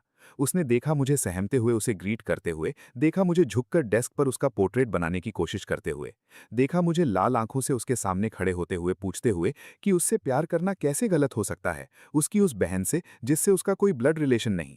और आखिर में वो सारी यादें मिलकर उस इमेज में बदल गईं जहां मैं अपनी शादी में उसे ठंडी नजर से देख रहा था और कह रहा था, मैं किसी और से शादी कर रहा हूं। यही तुम चाहती थी ना? आखिर तुम मुझसे प्यार नहीं करती? वो शब्द उसके दिमाग में किसी अभिशाप की तरह बजते रहे। दर्द इतना तीव्र था कि उसे अपना सिर थामना पड़ा। क्या वो सच में मुझसे प्यार नहीं करती थी? क्या उसे सच में जरा भी प्यार नहीं था? उसके दिल के इर्द गिर्द बनी दीवारें टूटने लगीं। अगर उसे मुझसे प्यार नहीं था तो मुझे तकलीफ में देखकर उसे इतना दर्द क्यों होता था? किसी और से लव लेटर मिलते देख मुझे इतना गुस्सा क्यों आता था? और मेरी शादी में वो खुद पर काबू क्यों नहीं रख पाई?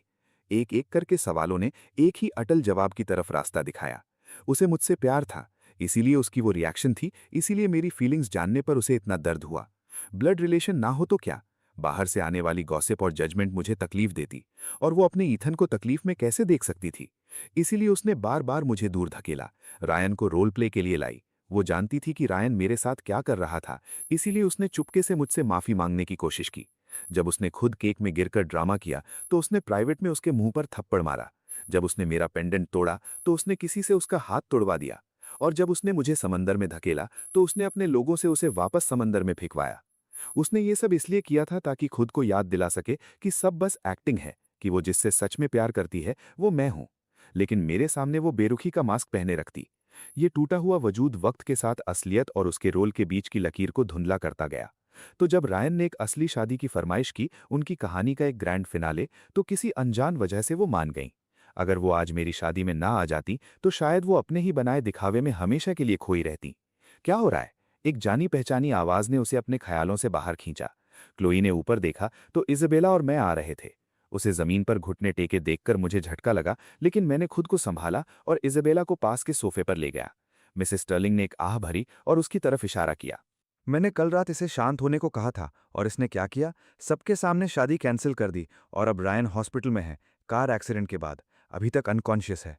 इजाबेला ने मुझे रास्ते में बता दिया था, लेकिन खुद देखकर मुझे लगा ये उससे भी गंभीर है। क्लोई हमेशा इतनी केयरफुल और कैलकुलेटेड रहती थी। मैंने उसे कभी इतना इम्पल्सिव एक्ट करते नहीं देखा था। वजह के बारे में मैंने ऊपर देखा तो क्लोई की आंखें मुझसे मिली। मैंने तुरंत नजर हटाई और मिसेस स्टर्लिंग की तरफ मुड़ा। मॉम, आप ठीक नहीं लग रही। ऊपर जाकर रेस्ट करिए, क्लोई से मैं बात करता हूँ। इस पूरे मामले का उन पर काफ़ी असर पड़ा था।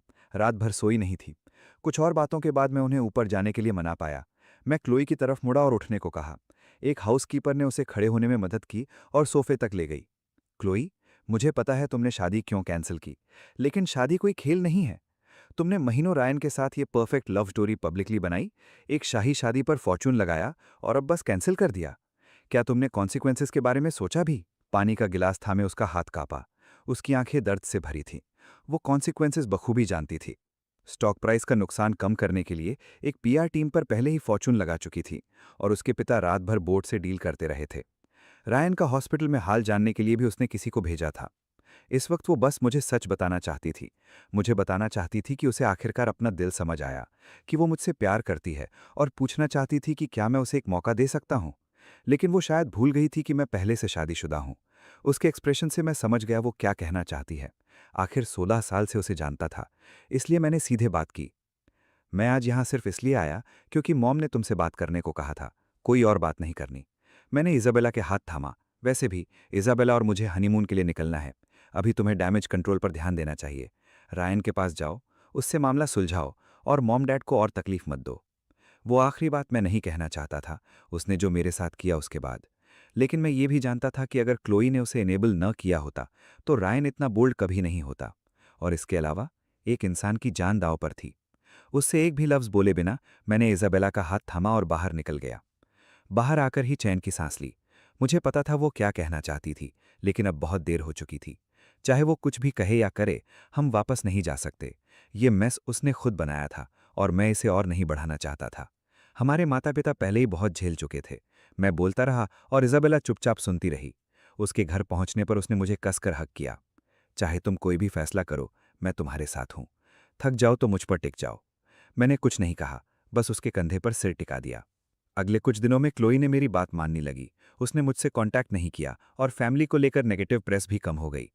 मिसेस स्टर्लिंग से कुछ रीएश्योरिंग कॉल्स के बाद मैंने आखिरकार चैन की सांस ली और हनीमून की प्लानिंग शुरू की। ओरिजिनली हमारा प्लान था शादी की रात फ्रांस के लिए निकलना, लेकिन क्लोई की वजह से ट्रिप टल गई थी। आज आखिरकार निकल ही रहे थे, लेकिन एयरपोर्ट जाते रास्ते में एक अचानक फ़ोन कॉल ने ड्राइवर को गाड़ी पलटाने पर मजबूर कर दिया। रायन होश में आ गया था और जैसे ही उसे पता चला कि क्लोई ने ऑफिशियली सब खत्म कर दिया, वो हॉस्पिटल की छत पर जा चढ़ा और कूदने की धमकी देने लगा। इजाबेला और मैं जब छत पर पहुंचे तो इमरजेंसी रिस्पॉन्डर्स की भीड़ थी। उनके सामने लेज पर रायन खड़ा था और क्लोई उसे नीचे उतरने के लिए मना रही थी। हॉस्पिटल का एक एडमिनिस्ट्रेटर हमें देखकर एक तरफ ले गया और सिचुएशन समझाई। क्लोई और मिसेस स्टर्लिंग सुनते ही दौड़ी आई थी।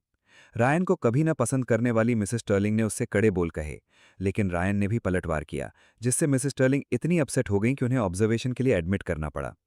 इससे क्लोई की रायन के प्रति नफरत और बढ़ गई, लेकिन एक जान का सवाल था, इसलिए वो गुस्सा दबाकर उसे समझाने की कोशिश कर रही थी, यहाँ तक कि नीचे आने के लिए पैसे की भी ऑफर की। लेकिन रायन को पैसे नहीं चाहिए थे, वो मिस्टर स्टर्लिंग बनना चाहता था, और इस तरह दोनों अपनी अपनी जिद पर अड़े रहे। मैंने देखा रायन लेज पर बड़ी मुश्किल से बैलेंस बनाए खड़ा था। उसके चेहरे पर एक पागल डेस्परेट एक्सप्रेशन था। क्लोई, तुम ही थी जो इस शराड के लिए राजी हुई। तुम ही थी जिसने मुझे उम्मीद दी। तुम ही थी जिसने पूरी दुनिया को बताया कि मैं तुम्हारा होने वाला हस्बैंड हूं, और अब बस कैंसिल कर दिया। इतने समय बाद लोग मेरे बारे में क्या सोचेंगे? क्या तुमने मेरे लिए कुछ भी फील नहीं किया? मैं तुमसे बहुत प्यार करता हूं, तुम्हारे लिए कुछ भी कर सकता था। तुम मेरे साथ ये क्यों कर रही हो? तुम बस मुझसे छुटकारा चाहती हो ना? ठीक है, जाता हूं। अगर मैं मर गया तो तुम्हारी मुराद पूरी हो जाएगी ना? फिर ईथन के साथ रह लेना। फिर वो पागलों की तरह हंसा। लेकिन बता दूं, उसे भूल जाओ। उसकी नज़र उसके पीछे से, मेरे पीछे से होते हुए रिपोर्टर्स की भीड़ पर जा टिकी, जो लाइव स्ट्रीमिंग कर रहे थे। मेरी आज की हर बात लाइव ब्रॉडकास्ट हो रही है, और जब मैं ख़त्म करूंगा तो सिर्फ स्टर्लिंग और मॉर्गन फैमिलीज़ को नहीं, पूरे लॉस एंजलिस को, पूरी दुनिया को पता चलेगा तुम्हारे और ईथन के बारे में। उसने कांपती उंगली क्लोई की तरफ और फिर मेरी तरफ उठाई। उसकी आवाज़ चीख में बदल गई। क्लोए स्टर्लिंग अपने भाई ईथन स्टर्लिंग से प्यार करती है और वो उससे प्यार करता है। तुम दोनों घिनौने हो। तो क्या हुआ अगर ब्लड रिलेशन नहीं है, भाई बहन की तरह पले बड़े हो? रायन ने सारी सावधानी ताक पर रख दी थी। वो जेंटल लविंग इंसान होने का नाटक नहीं कर रहा था। उसके पास खोने के लिए कुछ नहीं बचा था। उसने सब कुछ तबाह कर दिया था। वो उसे बेदाग निकलने क्यों देता? रायन की पागल बकवास जारी रहने के साथ क्लोए का चेहरा और पीला पड़ता गया। मेरा एक्सप्रेशन भी कड़ा हो गया था। अब बात उसके मिस्टर स्टर्लिंग बनने की नहीं रही थी। वो हमें तबाह करना चाहता था। रिपोर्टर्स हर बात लाइव ब्रॉडकास्ट कर रहे थे। ऑनलाइन वीडियो वायरल हो रहा था। यानी अब अनगिनत लोगों को उसकी बातें पता चल रही थी। हमारे पास्ट के बारे में पता चल रहा था। उन्हें परवाह नहीं होगी कि सच है या नहीं। वो बस इसे एक जूसी गॉसिप की तरह शेयर और एंजॉय करेंगे। एक स्कैंडल। कंपनी का स्टॉक गिरने वाला था। देखकर कि वो और कुछ कहने वाला है, क्लोए ने उसे रोका। बस करो, और कितनी देर करोगे ये? उसकी बात सुनकर वो एक ठंडी हंसी से हंसा। और कितनी देर? अब खोने के लिए क्या बचा है? तुम्ही ने मुझे यहां तक पहुंचाया है क्लोए। मैं यहीं तुम्हारे सामने मरूंगा और तुम पूरी जिंदगी इस पछतावे के साथ जियोगी। एक शैतानी स्मर्क के साथ वो पीछे झुकने लगा, लेकिन एक फर्स्ट रिस्पॉन्डर ने झपट कर उसे छत पर वापस खींच लिया। जोर से गिरा और पैरामेडिक्स तुरंत उस पर टूट पड़े, उसे और कोई हरकत करने से रोकने के लिए। क्लोए ने आखिरकार राहत की सांस ली। उसने पलटकर देखा तो मैं थोड़ी दूर खड़ा उसे देख रहा था। उसने मुंह खोला कुछ कहने के लिए, लेकिन पीछे से एक चीख ने काट दिया। खबरदार! वो फ्रोजन खड़ी रही, देखती रही कि मेरी आंखों का शांत एक्सप्रेशन हॉरर में बदल गया। उसकी पीठ में एक तेज दर्द चुभा। लोग चीखे और उसकी तरफ दौड़े। कुछ ने रायन को पकड़ लिया, जो उसके पीछे खड़ा था, उसके हाथ से चाकू छीना और उसे जमीन पर दबाए रखा। बाकी उसकी तरफ दौड़े, खून रोकने की कोशिश में। क्लोए! कोई उसका नाम चिल्ला रहा था। वो जमीन पर गिरी, उसके होंठ हिले, लेकिन कोई आवाज नहीं निकली, और उसकी दुनिया धीरे धीरे अंधेरे में डूब गई। मैं उसके रूम के बाहर खड़ा था, आईसीयू के मोटे शीशे से देख रहा था। वो वेंटिलेटर पर थी, सोई हुई। इजाबेला ने मेरा हाथ दबाया। वक्त रहते पहुंच गए। डॉक्टर्स कह रहे हैं अब स्टेबल है, बस जागने का इंतजार है। मैंने सिर हिलाया, लेकिन मेरी भौएं चिंता से तनी रहीं। किसी को उम्मीद नहीं थी कि वो फिर से पागल हो जाएगा, पैरामेडिक से छूटेगा और छुपाया हुआ चाकू निकालेगा। अगर ब्लेड थोड़ा और अंदर जाता, वो छत पर ही दम तोड़ देती। तभी एक पुलिस ऑफिसर मेरे पास आया। Mister Sterling, suspect Ryan Harris आपसे मिलना चाहता है। इंटरोगेशन रूम में रायन सिर झुकाए हाथ पैरों में बेड़ियां पहने बैठा था। दरवाजे की आवाज पर उसने धीरे से ऊपर देखा। मुझे देखकर उसके चेहरे पर एक ट्रायम्फेंट स्मर्क आ गया। उस छत पर उसने इतना कुछ बोला था, हमारा सबसे गहरा राज दुनिया के सामने रख दिया था। सोच सकता था कि इससे हमारे परिवार में, मीडिया में कितनी हलचल मच गई होगी। ईथन स्टर्लिंग, तुम घिनौने हो, अपनी बहन से प्यार करते हो। इजाबेला, देखो तुमने किससे शादी की है। लेकिन हम दोनों में से कोई नहीं हिला, बिल्कुल शांत रहे। उसकी हंसी तेज होती गई, आंखों में शरारत चमकी। ईथन स्टर्लिंग, मैं बेसब्री से तुम्हारी जिंदगी तबाह होते देखने का इंतजार कर रहा हूं। जब स्टर्लिंग और मॉर्गन दोनों तुम्हें निकाल देंगे और तुम मुझसे भी ज्यादा पथेटिक हो जाओगे। इस पर मैं हल्के से हंसा। उसकी तरफ देखा, मेरी आंखों में तरस था। तो फिर डर है कि तुम डिसअपॉइंटेड ही रहोगे। मैंने देखा उसके चेहरे की मुस्कान अकड़ गई। छत पर तुमने जो कहा वो बस बेबुनियाद इल्जाम है, कोई सबूत नहीं है। वैसे भी स्टर्लिंग फैमिली में इतनी रसूख है कि कुछ खबरें गायब करवा सकते हैं, और क्लोए और मेरे बीच कुछ भी इनअप्रोप्रिएट था, ये साबित करने का तुम्हारे पास कोई एविडेंस नहीं है। एक तरह से क्लोए का शुक्रगुजार हूं इसके लिए। जिस दिन उसे पता चला, उसने मुझसे वो सब कुछ नष्ट करवा दिया जो मेरी फीलिंग्स का सबूत हो सकता था। और वैसे भी, इजाबेला ने ऐड किया, मेरा हाथ थामते हुए नरमी से मुस्कुराते हुए, मुझे पहले से ये सब पता था। जिससे ईथन अब प्यार करता है, वो मैं हूं। इसके अलावा क्लोई और मेरा खून का कोई रिश्ता नहीं है। उसने और क्लोई ने एक साथ कहा, फिर एक दूसरे को देखकर मुस्कुराए।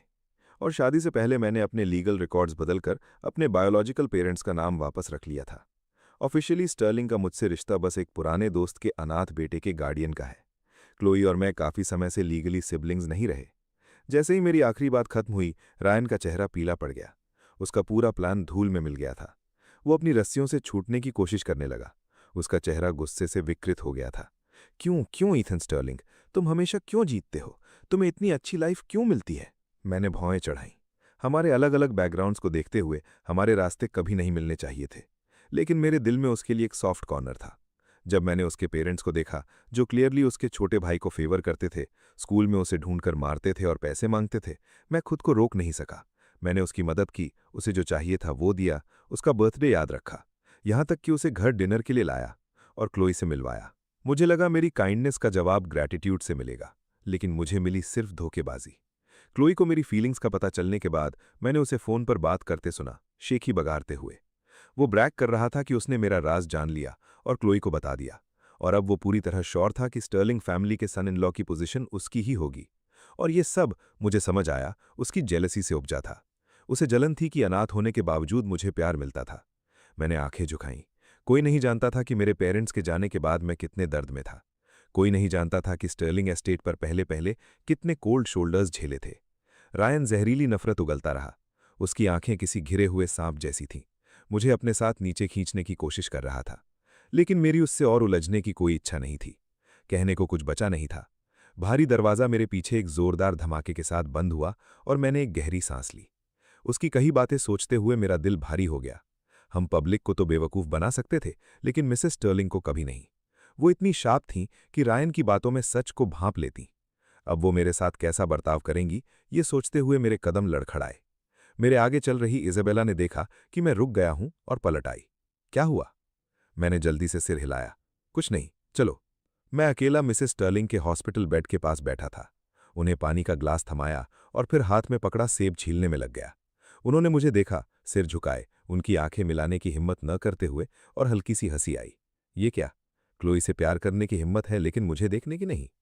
मेरे हाथ में सेब के छिलके की लंबी पट्टी टूट गई। मैंने सावधानी से ऊपर देखा और पाया कि उनकी आंखें मुस्कुरा रही थीं, लेकिन उनमें गुस्से का कोई निशान नहीं था। मॉम, वो मुस्कुराई।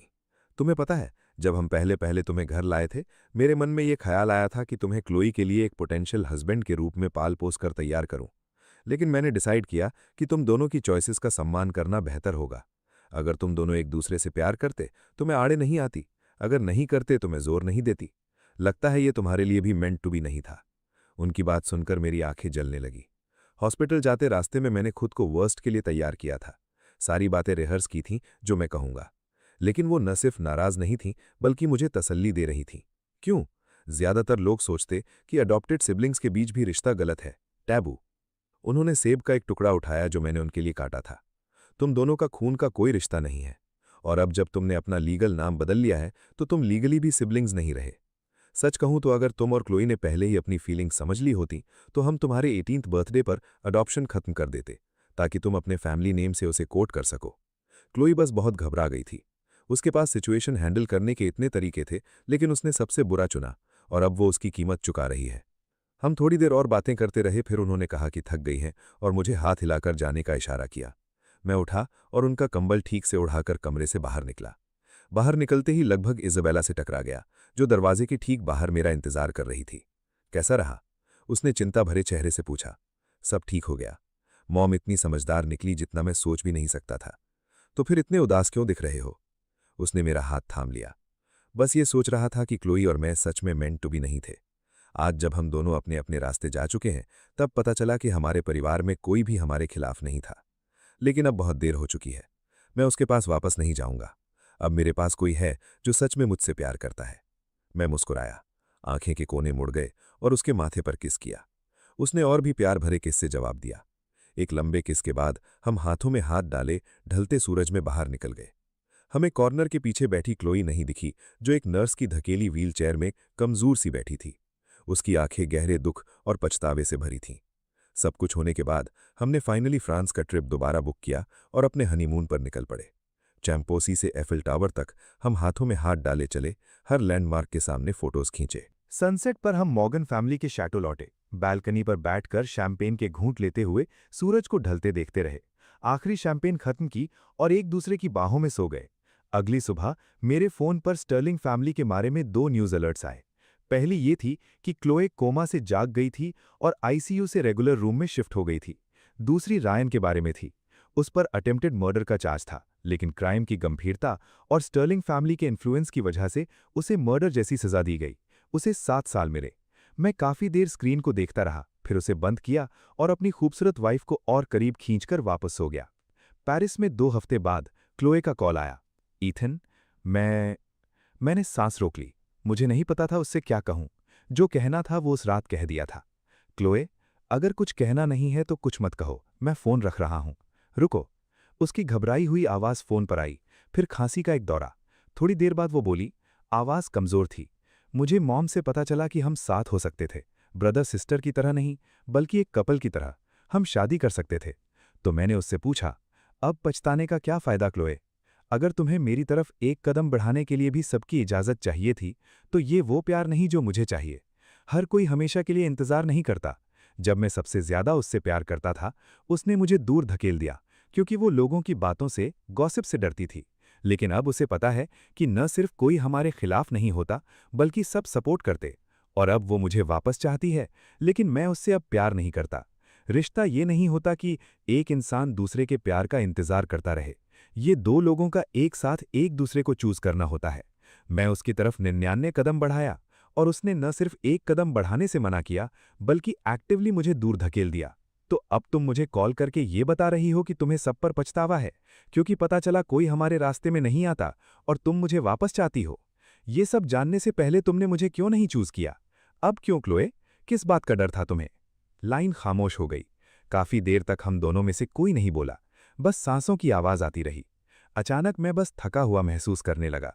उसने कोई जवाब नहीं दिया, फोन रखने से पहले। काफी देर तक अपने फोन की ब्लैंक स्क्रीन को देखता रहा। इज़ाबेला ने मेरे चेहरे के सामने हाथ हिलाया, मुझे वापस वर्तमान में लाते हुए।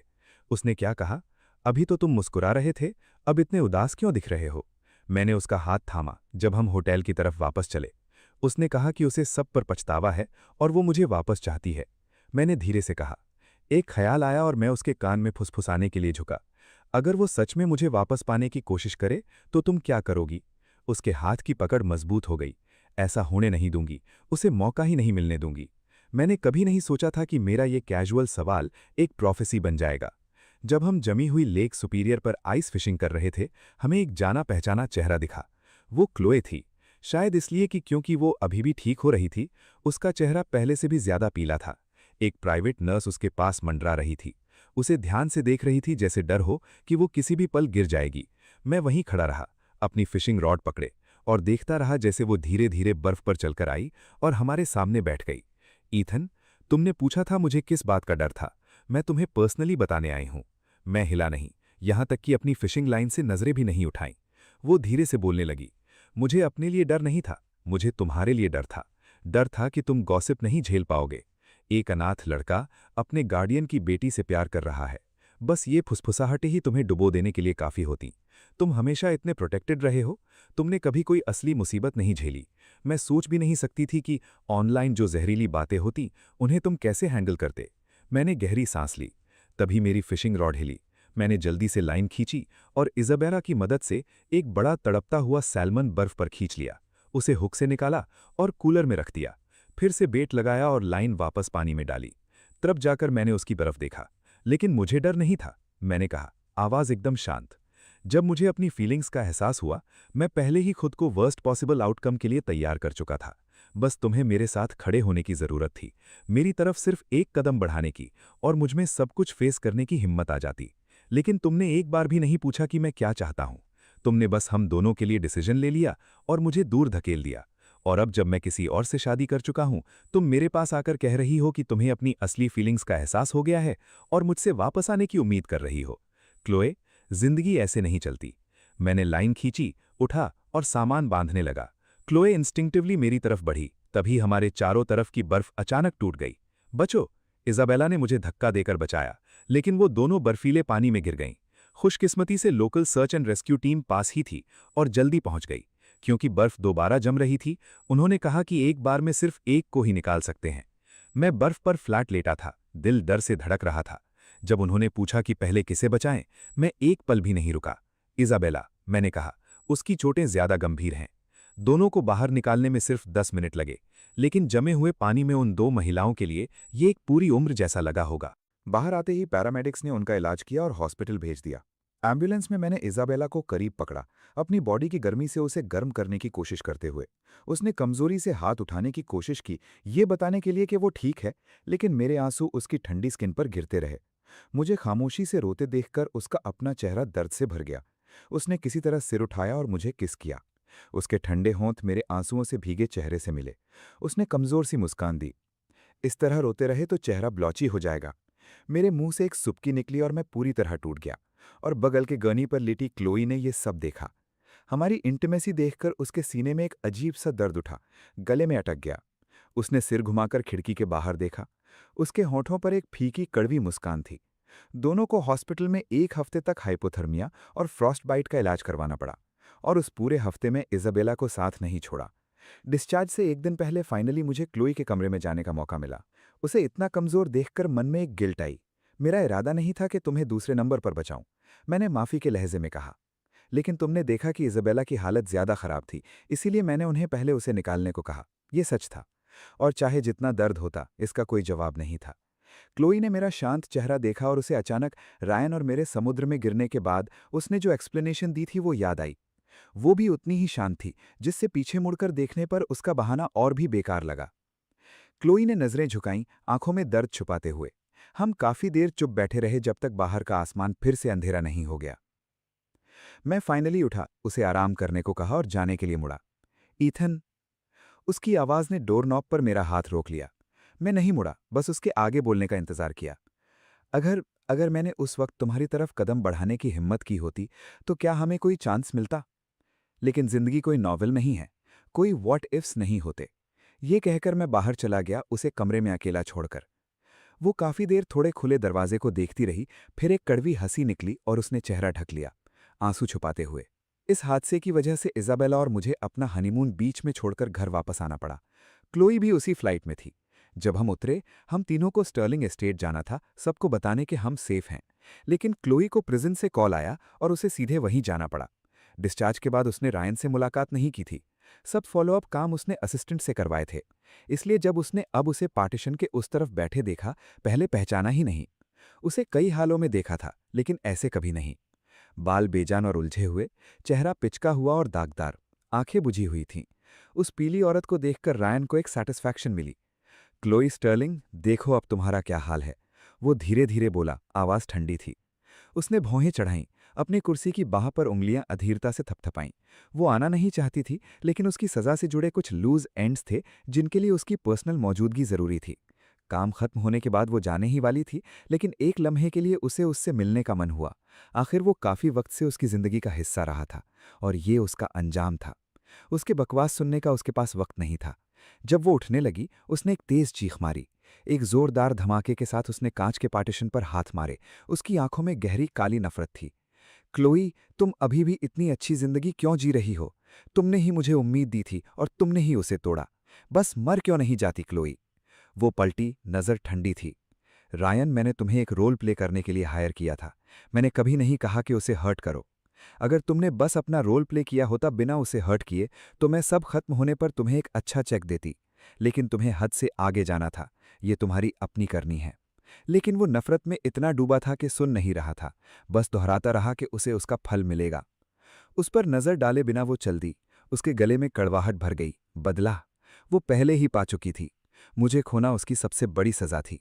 उस शाम स्टर्लिंग एस्टेट में रोशनी जगमगा रही थी। खाने की मेज पर मिसेस स्टर्लिंग मेरी और इजाबेला की प्लेट में खाना डालती रहीं। खाओ दोनों, कितने दुबले हो गए हो। बाद में जब हम सब लिविंग रूम में चाय पर बैठकर बातें कर रहे थे, बाहर एक गाड़ी आने की आवाज आई। बटलर दरवाजे की तरफ दौड़ा, सम्मान से झुककर दरवाजा खोला। मिस स्टर्लिंग, आपका स्वागत है। क्या किचन को आपका डिनर तैयार करने को कहूं? नहीं, शुक्रिया। वो आगे कुछ कह पाती, उसने देखा कि इजाबेला और मैं उठकर जाने लगे। उसने मुंह खोला कुछ कहने के लिए, लेकिन मिसेस स्टर्लिंग ने पहले ही हमसे रात रुकने को कह दिया। इतनी रात हो गई है, यहीं रुक जाओ, तुम्हारा पुराना कमरा तैयार रखा है। मैंने विनम्रता से मना किया, समझाते हुए कि वापसी इतनी अचानक थी कि घर पर अभी बहुत काम बाकी है। मिसेस स्टर्लिंग अभी प्रोटेस्ट करने ही वाली थी कि उन्होंने देखा क्लोई हमारी तरफ आ रही है। इतनी देर से वापस क्यों आई, कहाँ थी? मिसेस स्टर्लिंग ने अचानक पूछा। सवाल ने क्लोई को उसके ख्यालों से जैसे जगा दिया। कहीं नहीं, मॉम सही कह रही हैं, रात हो गई है, रुक जाओ। मॉम को जवाब देने के बाद उसने मुझे देखा। मैंने लापरवाह मुस्कान के साथ उससे नजरें मिलाईं। उसने रायन को मुझे टॉन्ट करने दिया था, घर में ही आउटसाइडर बुलवाया था, फिर मेरे लिए दर्जनों डेट्स अरेंज की थीं, जल्दी से जल्दी मुझे शादी करवाने की कोशिश में। अब जब मैं सच में शादीशुदा था, वो मुझे रुकने को कह रही थी। ये आयरनी मुझसे छुपी नहीं थी। नहीं शुक्रिया, मैं अब एक शादीशुदा आदमी हूं, मुझे घर पर काम करने हैं। मेरी बात से उसे वो सब डेट्स याद आ गई होंगी जो उसने मेरे लिए अरेंज की थीं।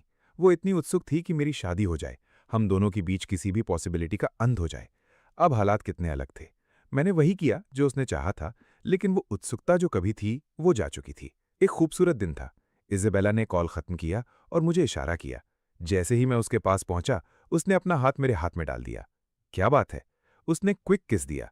हमारी पहली वेडिंग एग्जैक्टली जैसी नहीं रही और प्रिपरेशंस में भी मैं तुम्हारे साथ नहीं थी, इसलिए मैं सोच रही थी कि एक और वेडिंग करें।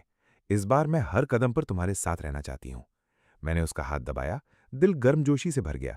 मुझे बहुत अच्छा लगेगा। शादी एक खुशी की याद होनी चाहिए, पछतावे से भरी नहीं। हम दोनों एक्शन में यकीन रखते थे, इसलिए तुरंत नई वेडिंग प्लान करना शुरू कर दिया। दोनों परिवार इस आइडिया से खुश थे और इमीडिएटली मदद के लिए तैयार हो गए। मुझे दूसरी वेडिंग के लिए सच में एक्साइटमेंट हो रही थी।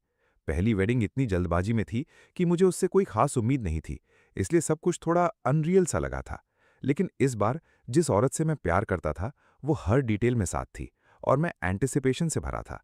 और चूंकि मैं हर डिटेल में शामिल था, फाइनली मुझे एहसास हुआ कि एक वेडिंग प्लान करने में कितना काम लगता है। वेन्यू चूज करने से लेकर रिंग्स चुनने तक हर डिसीजन में केयरफुल कंसिडरेशन जरूरी थी। वेन्यू चूज करने के लिए हमने अपने वेडिंग प्लानर की 1000 फोटोज देखीं और फाइनली मॉर्गन फैमिली के फ्रांस वाले शैटो पर सेटल हुए। चूंकि इजेबेला के ज्यादातर रिश्तेदार वहीं रहते हैं, उसे मुझे फोटो पर उंगली फिराते देखकर इजेबेला ने अपना हाथ मेरे ऊपर रखा और मुस्कुराई। पिछली बार इतनी जल्दबाजी थी कि कभी ठीक से टूर नहीं दे पाई। इस बार हम पहले जाएंगे और एक्सप्लोर करेंगे। मैं मुस्कुराया और सिर हिलाया। तभी डोरबेल बजी। कुछ देर बाद बटलर एक बॉक्स लेकर आया। सर, ये अभी स्टर्लिंग एस्टेट से आया है। उन्होंने नहीं बताया क्या है। मैंने शुक्रिया कहा और बॉक्स लिया, लेकिन जब मैंने अंदर देखा, मेरे चेहरे की मुस्कान रुक गई। वो वॉच थी जो मैंने रायन को दी थी, वो वॉच जो कभी मुझे किसी भी चीज से ज्यादा प्रिय थी। मैं काफी देर उसे पकड़े रहा, फिर एक तरफ रख दिया। बॉक्स में और देखा, जेड पेंडेंट था, वो जिसे रायन ने तोड़ा था। उसे प्रोफेशनली रिस्टोर किया गया था, नुकसान का कोई निशान नहीं था। पूछने की जरूरत नहीं थी कि किसने भेजा है, बस समझ नहीं आया। जब से मैंने उसके लिए अपनी फीलिंग्स छोड़ी थीं, वो हर एक चीज उसकी असली मालिक को वापस करती जा रही थी। पेंडेंट वो समझ आया, लेकिन वॉच क्यों? और बॉक्स के बिल्कुल नीचे वो रिंग थी जो उसने रायन को दी थी। ये सोचकर कि उसने इन सब चीजों को छुआ था, मेरे माथे पर बल पड़ गए। मैंने पेंडेंट निकाला और बॉक्स एक तरफ धकेल दिया, लेकिन इजेबेला की तेज नजरों ने बॉक्स के नीचे एक छोटी सी नोट देखी। उसने उठाई, एक नजर डाली और मुझे दे दी। ये क्या है? मैंने नोट लिया और वो कुछ लाइनें पढ़ी जो क्लोए ने लिखी थीं। ईथन, रायन ने इनमें से किसी को भी नहीं छुआ। कृपया इन्हें अपने वेडिंग गिफ्ट के एक हिस्से के रूप में स्वीकार करो। और भी है जो मैं वेडिंग पर भिजवा दूंगी। कॉन्ग्रेचुलेशंस, मैं वहां नहीं आ सकती। काफी देर नोट को देखता रहा, लेकिन आखिरकार कुछ नहीं बोला। इस बार चूंकि कोई जल्दी नहीं थी, हमने ट्रैवल करते हुए आराम से वेडिंग प्लान की। सब परफेक्ट करने में 1 साल से ज्यादा लग गया। वेडिंग से 1 महीने पहले इजेबेला और मैं अपने पेरेंट्स के साथ फ्रांस फ्लू किया, जहां उसके पेरेंट्स ने गर्मजोशी से वेलकम किया। जैसे जैसे वेडिंग का दिन करीब आया, मेरी नर्व्स फाइनली जागी और नींद आना बंद हो गई। पहली वेडिंग से पहले मेरे मन में बस स्टर्लिंग एस्टेट से क्लोए से निकलने की बात थी, इसलिए नींद बहुत अच्छी आई थी। लेकिन अब बस एक ख्याल था, इजेबेला से शादी करना, जिससे मैं प्यार करता था। और मैं नर्व्स और एक्साइटमेंट के एक बंडल थे। मेरी हालत देखकर इजेबेला हर रात सोने से पहले मुझे पढ़कर सुनाने लगी, कभी कभी घंटों, जब तक कि मैं उसकी बाहों में फाइनली सो नहीं जाता। वेडिंग से पहली रात ट्रेडिशन के अनुसार हम अलग अलग कमरों में सोए। हमने एक दूसरे को उस रात पढ़ने के लिए लेटर्स लिखे थे, अलगाव को कम करने के लिए। उसके शब्द पढ़ते हुए, उसका मेरे लिए प्यार महसूस करते हुए मैं खुशी से भर गया। तभी दरवाजे पर नॉक हुई। मैंने जल्दी से लेटर रखा और मॉम को अंदर आने दिया। मॉम, सब ठीक है? वो मुस्कराईं। बस बहुत एक्साइटेड हूँ, नींद नहीं आई, सोचा तुम्हें देख लूं, और कुछ लाई हूं, तुम्हारी सिस्टर का वेडिंग गिफ्ट है। उन्होंने मुझे एक बॉक्स दिया। अंदर सफायर ज्वेलरी का एक कंप्लीट सेट था। मेरा इंस्टिंक्ट था कि मना करूं, ये बहुत ज़्यादा था, लेकिन मॉम ने मेरे हाथों में थमा दिया। ये तुम्हारी सिस्टर की तरफ से है, ले लो। ये कहकर उन्होंने मुझे आराम करने को कहा और चली गईं। मैंने ज्वेलरी को देखा, दिल में फीलिंग्स का एक कॉम्प्लेक्स मिक्स था। फिर नाइट स्टैंड ड्रॉअर में रख दिया। वेडिंग का दिन साफ और बेमेक था। इजेबेला एक स्टनिंग कुटियोर गाउन में अपने फादर का हाथ थामे डीप ब्रेथ्स लेकर नर्व्स शांत कर रही थी। जल्दी पियानो की कोमल धुन बजने लगी और वो आयल पर चलने लगी, फूलों के आर्चिस से गुजरते हुए कदम दर कदम मेरी तरफ। बाकी सेरेमनी एक सपने जैसी लगी। उसके फादर ने गंभीरता से उसका हाथ मेरे हाथ में रखा। हमने वाउज और रिंग्स एक्सचेंज किए और जैसे ही ऑफिशिएटर ने हमें हस्बैंड और वाइफ घोषित किया, तालियों की गड़गड़ाहट के बीच हमने किस शेयर किया। बाहर एक शानदार फायरवर्क्स डिस्प्ले शुरू हो गया और गेस्ट्स हमारे साथ बालकनी पर इकट्ठा हो गए देखने के लिए। इमोशन से भरकर इजेबेला और मैंने एक दूसरे को देखा और फिर एक और डीप किस शेयर किया। चूंकि वेडिंग ग्लोबली लाइव स्ट्रीम हो रही थी, क्लोए स्टर्लिंग एस्टेट पर पूरी सेरेमनी देखती रही।